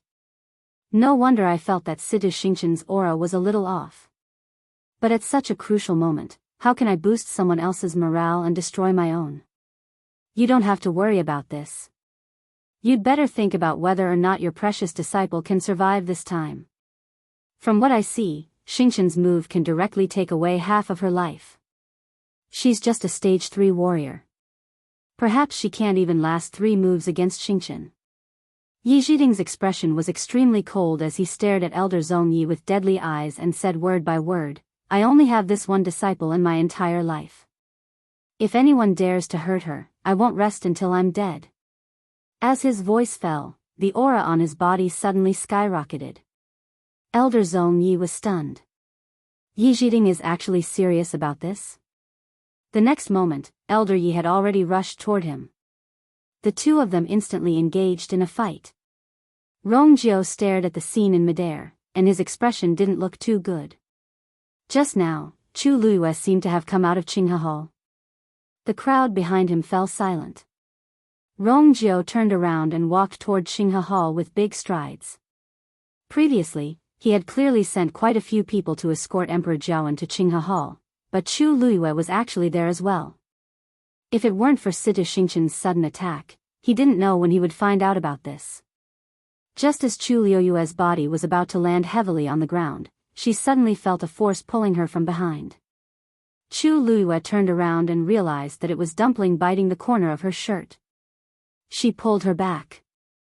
Voila! The soft material couldn't withstand such a pull, and it suddenly tore apart. Panic flashed across Dumpling's eyes. If I land on her, I'll be seriously injured.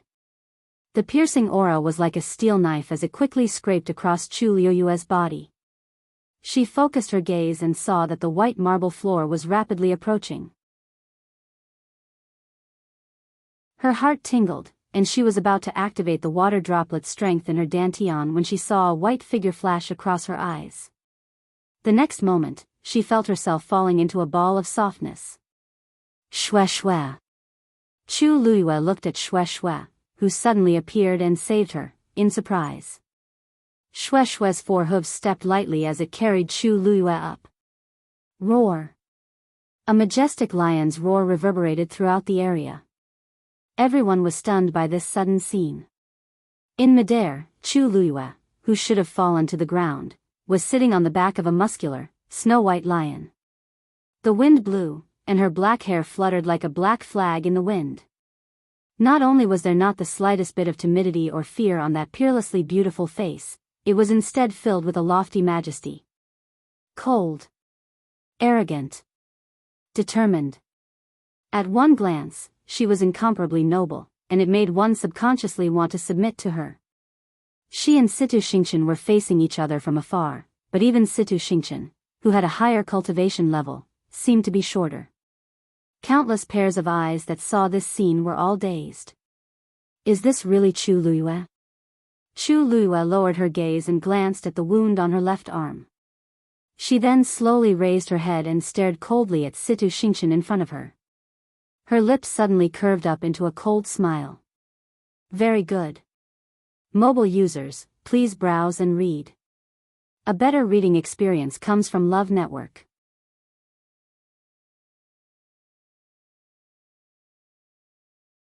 Chapter 454. Situ Xingchen was taken aback by Chu Liuyue's gaze, and a tinge of fear unknowingly grew in her heart. However, she suddenly woke up in the next moment. Fear? Chu Luyue is definitely not my match now. The one who should be afraid should be Chu Luyue. Situ Xingchen suppressed her emotions as her gaze landed on the white lion, and her pupils constricted. That's clearly Rong Xiu's fiend. Rong Xiu has never summoned it in front of others before, and very few people know about this. I only found out about it once by accident. Now, it actually appeared here and even saved Chu Luyue? Is it trying to help Chu Luyue to the end? Situ Xingchen clenched her teeth and suddenly sneered. Why? Do you want to fight with me? Chu Luyue circulated the force around his body, and an abundant amount of force flowed out of his dantian and into his right index finger. You wanted to kill me first. Am I not allowed to kill you in return? Situ Xingchen did not care about Chu Liuyue's actions. Instead, she chuckled as if she had heard a joke. You're just a stage 3 warrior. Her words were filled with undisguised mockery and disdain. Chu Liuyue's smile deepened. Yes, I do. I'm indeed a stage 3 warrior now, but I didn't say that I can only display the abilities of a stage 3 warrior. Situ Xingchen almost thought that Chu Luyue had gone crazy. Okay. Today, I want to see how long you can be arrogant for. The moment she said that, the bloody whip in her hand flew up again. She whipped it harshly. Piak. This time, she used an even stronger force than before.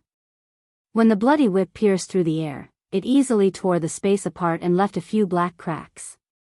In the blink of an eye, the bloody whip carried a strong force and went straight for Chu Luyue.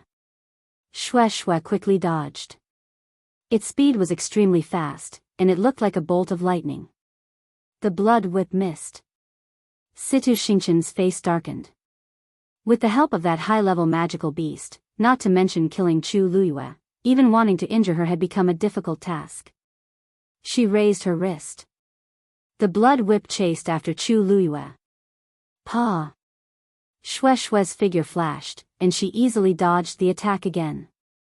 Situ Xingchen refused to believe it and attacked again.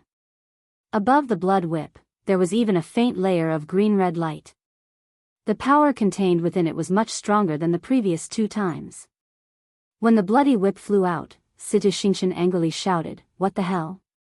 Don't run if you have the guts.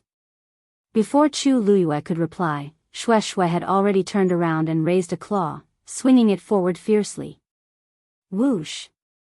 The blood whip was torn apart by Xue Xue's claws. Situ Xingqian gasped. This magical beast was actually stronger than he had imagined. Xue Xue glanced at Situ Xingqian. Her icy blue eyes were cold and indifferent. It was as if she was looking down on an ant. Chu Luyue lightly patted Xue Xue's head. Well done. Xue Xue turned around, and the frost in its eyes disappeared, replaced by unconcealed arrogance and delight. That huge, furry head intimately rubbed against Chu Luyue's palm a few times. It was completely different from its previous cold and dignified appearance. Situ Xingqian was so angry that her lungs were about to explode. She was also affected by the counterattack just now. Her internal organs felt like they were squeezed into a ball. She originally wanted to take the chance to take revenge and get rid of Chu Luyue completely, but it seemed like it would be a little difficult now. Unless my cultivation level could increase again. Yes. I can only kill Chu Luyue if I continue to cultivate and become an even stronger warrior. Thinking of this, Situ Xingqian took a deep breath in and strengthened the barrier around her. Then, she closed her eyes and continued to absorb the surrounding power. Actually, the power contained in the greenish-red light from the bronze cauldron kept flowing into her body. As long as she focused at the most crucial moment and tried to break through, she would succeed. Chu Luyue saw Situ Xingqian suddenly stop. He thought about it and understood her intentions. How can there be such a good thing in the world? Fighting whenever she wants and stopping to break through whenever she wants. Just as Chu Luyue thought of this, a red figure flashed across his eyes.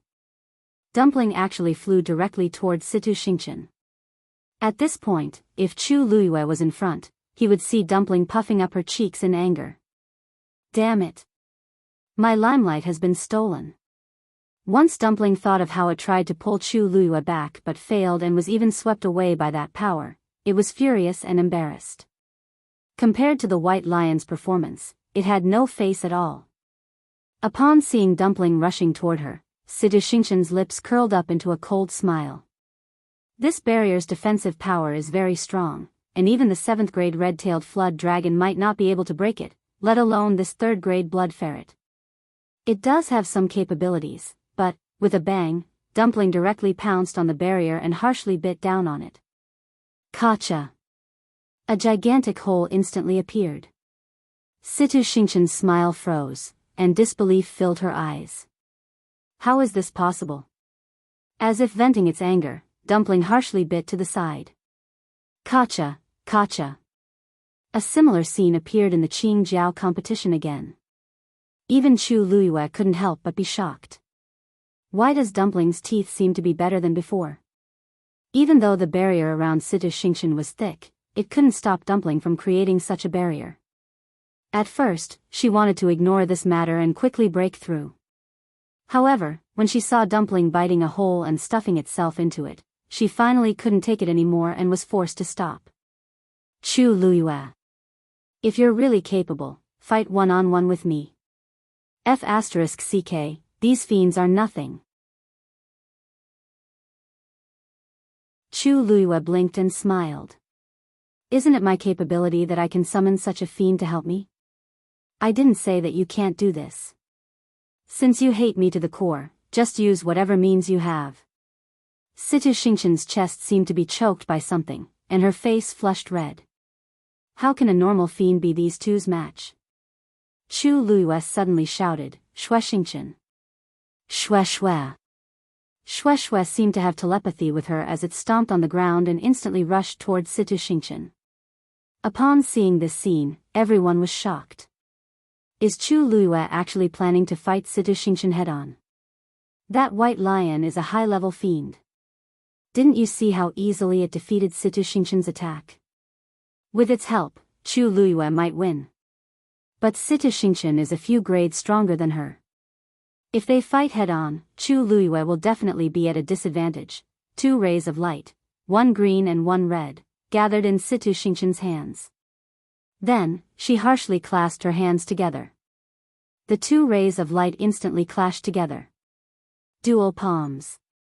Chu Luiyue raised her hand.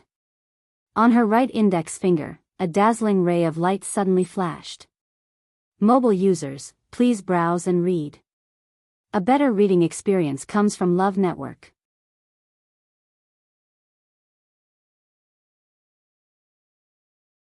Chapter 455. That ray of light shone in her eyes, and it was dazzling beyond compare. However, this ray of light was nothing compared to the gigantic greenish-red palm print that Situ Xingqian executed in midair. Everyone's gaze was focused on the palm print that contained a strong suppression. Chu Luiyue looked up and squinted her eyes slightly. There seemed to be a strange pattern in the middle of the palm print, and it was faintly discernible. It was exactly the same as the pattern that appeared on the light pillar previously. Chu Luiyue's heart skipped a beat. That pattern was clearly a seal, but for some reason, it appeared on the palm print again. Suddenly, she felt a movement coming from the cosmic bag. It was the wooden box that she snatched from Situ Xingqian previously. That strange pattern seemed to contain a special power. Every time it appeared, it would cause a huge reaction from the wooden box. At this moment, Situ Xingqian hollered. Go! That palm print slowly moved toward Chu Luiyue. A strong suppression was continuously emitted from it. The surrounding space seemed to be greatly suppressed as it became heavy and stagnant. Chu Luiyue could clearly feel that she was in a swamp, and every move she made required a lot of effort. Situ Xingqian's power has definitely reached the peak of stage 5. Chu Luiyue is probably in danger. She actually rushed forward. It's definitely too late for her to escape now. I really don't know what she's thinking. The crowd discussed fervently. Chu Luiyue, who was in midair, didn't hear them. But even if she could hear them, she wouldn't care. Since she dared to do this, she naturally has her reasons. That gigantic palm print seemed to be moving slowly, but it was actually very fast. In the blink of an eye, it was right in front of Chu Luiyue. In comparison, Chu Luiyue looked exceptionally thin and petite, as if she would be swallowed by that palm print at any moment. But at this moment, Chu Luiyue finally stretched out her right hand and lightly tapped forward with her index finger. Jingxian finger. Buzz. A ripple suddenly appeared in midair. Then, the faint glow on his fingertips suddenly shone brightly. Half of the sky above Chu Luiyue's head seemed to have lit up. That light was grand, brilliant, and majestic. It was as if it could generously and gently encompass everything in the world. Under the illumination of this light, the strange pattern on the palm print suddenly appeared extremely ugly. The power of both sides intertwined. Like snow meeting sunlight, the palm print actually began to quietly and quickly melt away. The smug smile on Situ Xingqian's face suddenly froze, and fear crept into her eyes. How could this be? How could this be? She had used all of her strength in this attack. But why was he defeated so quickly after Chu Luiyue made his move? From the looks of it, there was no room for a counterattack. Situ Xingqian kept circulating the energy in her body and channeling it into the palm print, but it was to no avail. She looked at Chu Luiyue in disbelief and resentment. One finger. Chu Luiyue actually used one finger to defeat me. Actually, Chu Luiyue was just as shocked as Situ Xingqian. This was the first time she had officially executed Jingxian finger after learning it. She knew that Jingxian finger was very powerful, but she didn't expect it to be this powerful. It was clearly stronger than same-grade warrior techniques. Chu Luiyue looked at his finger. That grand and brilliant light contained immense power. If she didn't see it with her own eyes, she probably wouldn't have believed this scene. Could this be the strength of a heaven-grade warrior technique? Situ Xingqian finally panicked. If I continue fighting with Chu Luiyue, I definitely won't be able to gain any advantage. The only thing I can do now is to quickly increase my abilities. Boom! That gigantic palm print finally disappeared completely. Even that strange pattern disappeared once again. Blood seeped out of the corner of Situ Xingqian's mouth. Together with her originally blood-stained body, she looked even more pathetic. The next moment, she suddenly turned around and ran into the distance. Chu Luiyue raised his brows slightly and patted Xue Xue lightly. Xue Xue immediately understood and rushed forward. Its speed was naturally faster than Situ Xingqian's, and it blocked her path in no time. Seeing that Chu Luiyue had caught up so quickly, Situ Xingqian's face turned a little ugly. Eldest Princess Situ, we haven't decided who the winner is, yet you're running away just like that? Isn't it a little inappropriate? Asked Chu Luiyue with a faint smile. Situ Xingqian clenched her teeth. She could feel countless pairs of eyes staring at her from below. Mockery, mockery, and disdain. They're all here for me. Who said that I'm running away?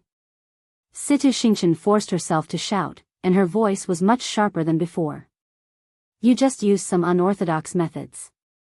Chu Luiyue, do you really think that you're my match? Chu Luiyue laughed. Unorthodox methods? Those words should be returned to Situ Xingqian. You'll know whether I'm your match or not very soon. Chu Luiyue smiled, but a tinge of murderous intent flashed across her eyes. The next moment, she jumped up and went straight for Situ Xingqian. Situ Xingqian was shocked at first, but she then sneered in her heart. Chu Luiyue actually wants to have a physical fight with me. This is the stupidest choice I've made today. The two of us are 2 whole stages apart, and Chu Luiyue's physical strength can't be compared to mine. If Chu Luiyue continues to use the previous move, I might not be able to withstand it. But now, I'm clearly courting death. You're courting death. Situ Xingqian circulated the force in her body and stretched out her hand. Flying Eagle Claw. A few afterimages mixed together. They all went for Chu Luiyue's face. Chu Luiyue leaned forward.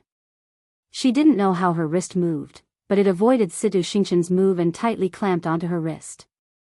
Then, she exerted force with her fingers and tightly clenched them. Kacha! The crisp sound of a bone breaking was heard. Ah! Situ Xingqian cried out in pain. Her entire face turned pale. At that moment, there was only one thought left in her mind.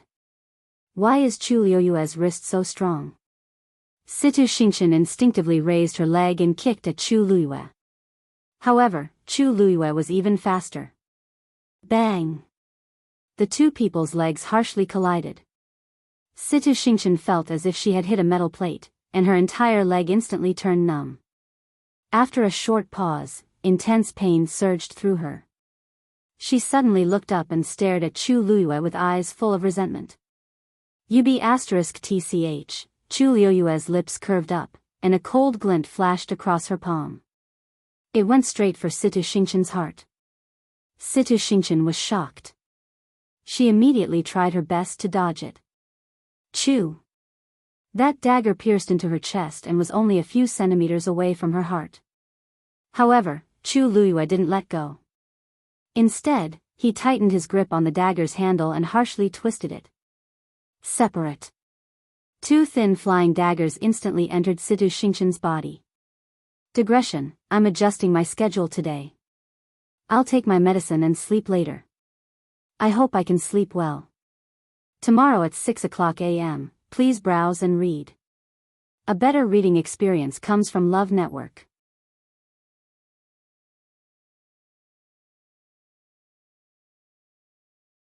Chapter 456. Too cold, piercing sensations instantly spread throughout her body. Situ Xingqian's face turned pale, and she slowly lowered her head to take a look. Blood slowly seeped out from the front of her shirt. Choo-choo. 2 flying daggers pierced through her chest and flew out. Chu Luiyue bent his arm and harshly hit her shoulder with his elbow. Situ Xingqian violently spat out a mouthful of blood and flew backward. Chu Luiyue hurriedly dodged and jumped onto Xue Xue's back, which happened to rush over. Bang! Situ Xingqian landed heavily on the ground. As the force of the impact was too strong, her body dragged on the ground for a long time before finally stopping. A long trail of blood was left on the ground, and it looked ghastly. There was dead silence in the sky. Almost everyone thought that Chu Luiyue was dead for sure, but they didn't expect Situ Xingqian to be the one who lost after the two of them had an intense fight. Even though the fiend's appearance couldn't go unnoticed, Chu Luiyue did personally knock Situ Xingqian down just now. Elder Yi and Elder Zong Yi, who were in the midst of a chaotic fight, finally stopped when they saw this scene. However, the two of them had very different expressions. Elder Ye's worries instantly disappeared, and the wrinkles on his face bloomed like a flower. His eyes were filled with unconcealable delight. Ha! I've long said that Situ Xingqian doesn't have the right to be compared to Lu Yu. Zong Yi. What else do you have to say now? Elder Zong Ye's face was so ugly that it was as if he had swallowed a fly. Situ Xingqian's cultivation level is clearly much higher than Chu Luiyue's. How could she lose? I originally thought that I would definitely win this match. Yet, it ended up like this. His eyes flickered, and he immediately wanted to go forward. Sigh. Zong Yi, what are you planning to do? Old man Yi moved and stood in front of Elder Zong Yi, his face full of smiles. Zong Ye's face darkened. You want to stop me? Look at what you're saying. Didn't you also stop me just now? We're the same. Haha. Looking at Zong Ye's ugly face, Elder Yi only felt proud and elated. Just now, I wanted to help Lu Yu, but this fellow stopped me. Now, I want to help Situ Xingqian.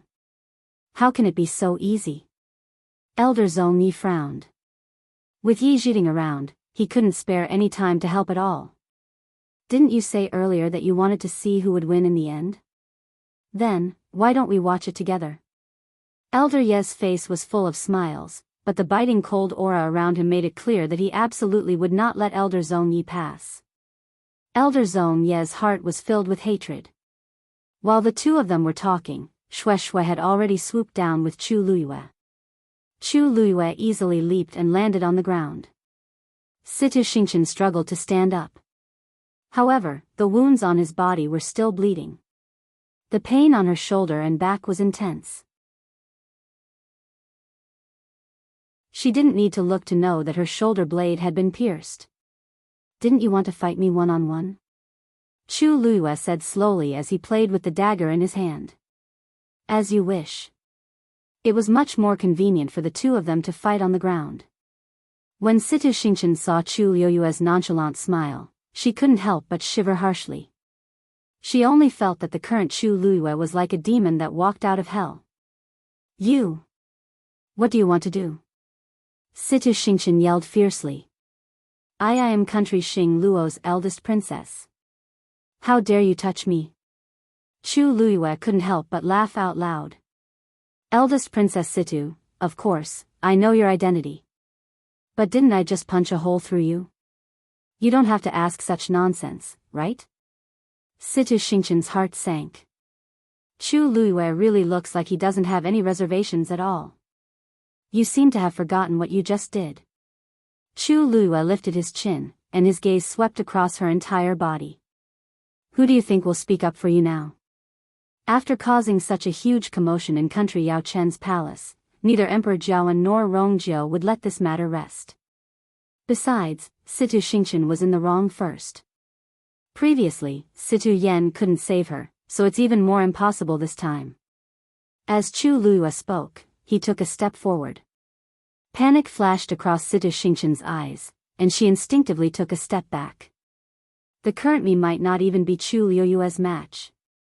Besides, Chu Luiyue has an advanced fiend helping him. Situ Xingqian's heart became increasingly frantic, and something crazily moved in her chest, wanting to rush out. It would be great if he could become stronger. It was as if a sharp voice kept reverberating in her mind. Chu Luiyue squinted his eyes and was about to go forward to finish Situ Xingqian off completely when he saw her suddenly look up.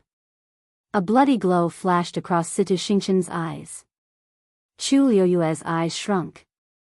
Instinctively, he felt that something was amiss with Situ Xingqian. Previously, Situ Xingqian's eyes were actually bloodshot, but Chu Luiyue thought that she became like that because of her anger and agitation. But now, that bloody red color seemed to have become even more intense. The most important thing was that Situ Xingshan's pupils had actually turned red as well. From afar, they looked like two eyeballs filled with craziness and murderous aura. Dong dong. A strange sound came from the Qingquan bag. Dong dong. This time, the sound was even clearer. Chu Luiyue suddenly understood something. This was the sound from the wooden box in the cosmic bag. The thing inside seemed to have been summoned and crazily wanted to come out. She lowered her head and was about to suppress it when she suddenly saw a ray of light rushing out and heading straight for Situ Xingshan. It was that wooden box. Situ Xingshan grabbed the wooden box in her hands. Chu Luiyue's eyelids twitched. Then, she saw Situ Xingshan open the wooden box. That goatskin scroll glowed faintly as it floated in front of Situ Xingshan. Situ Xingshan threw the wooden box down and slowly bit her fingertip. A drop of blood quickly flowed out. The next moment, she held the goatskin scroll in her hands and used her bleeding finger to lightly draw a line on it. Chu Luiyue stared at this scene closely and felt that she seemed to have overlooked something. After looking at it for a while, she finally understood what was going on. Situ Xingshan seemed to be controlled by something. At this moment, there was no longer any normal emotions in her pair of eyes. There was only endless craziness and murderous intent left. Her movements were stiff and slow, as if there was an invisible hand that was controlling everything about her. Chu Luiyue's gaze landed on the goatskin scroll again. Suddenly, her eyes focused. The picture that Situ Xingshan drew with her blood was clearly Chu. Chu Luiyue quickly threw the dagger in her hand. It went straight for Situ Xingshan. But at this moment, Situ Xingshan had already drawn the last line. The complete and strange picture appeared in front of her eyes. Ding! The dagger seemed to have hit something and suddenly bounced back. The next moment, the goatskin scroll slowly opened up. Mobile users, please browse for a better reading experience from Love Network.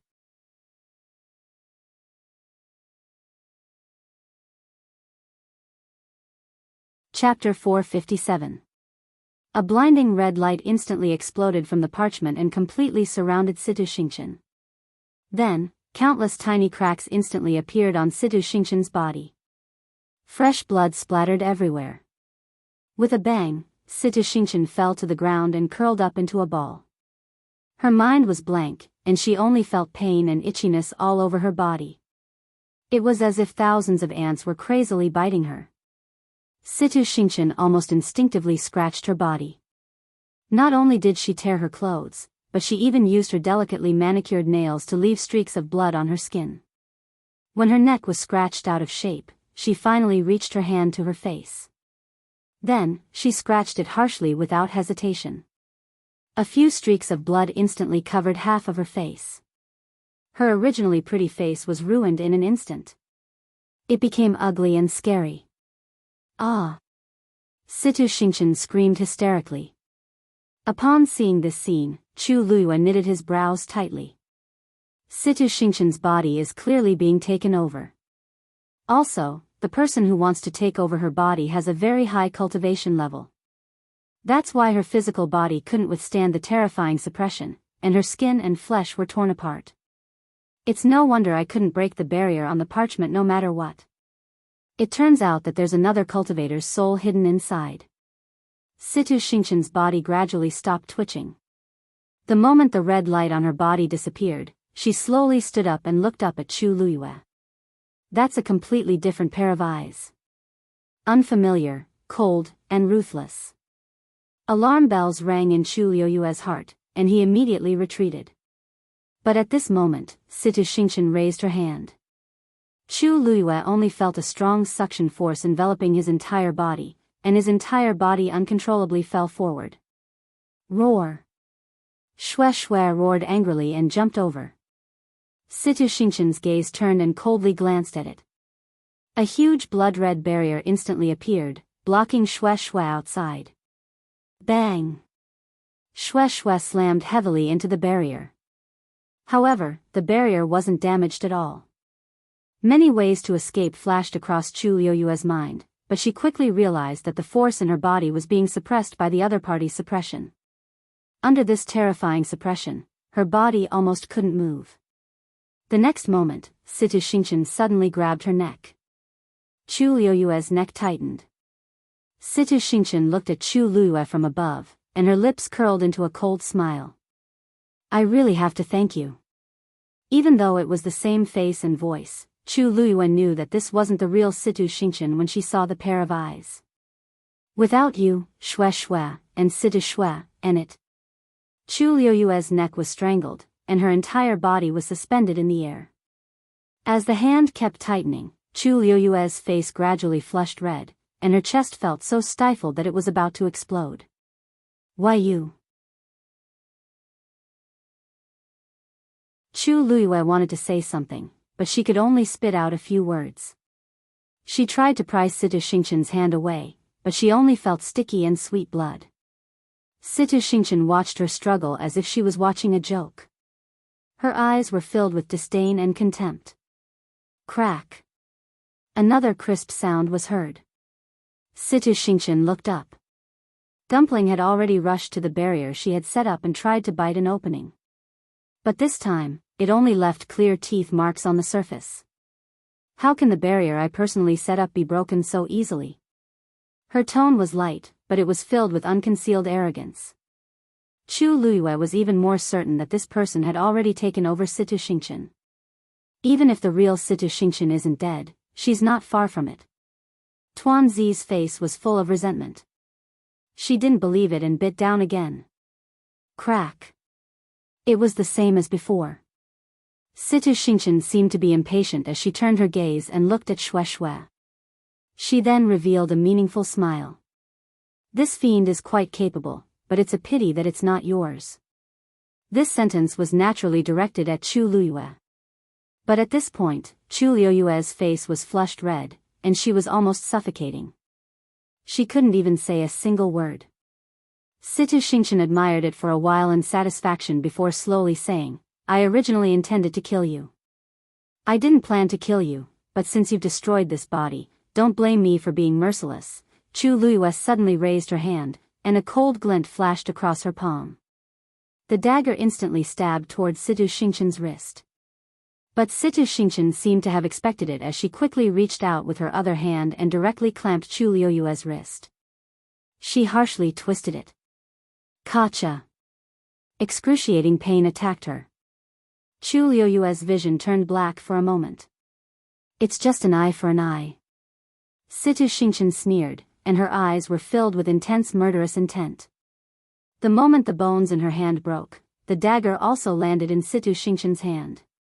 She held the dagger and pressed it against Chu Liuyue's face. The cold touch made Chu Liuyue's heart tremble. Your face is quite, This dagger.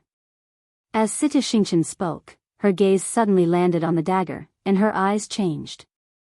Chu Liyue wasn't sure if it was an illusion, but he vaguely saw a tinge of shock and fear on her face. Now is the time. Chu Liyue gathered all the strength in his body, hugged Situ Xingqian's wrist with both hands, and harshly twisted it.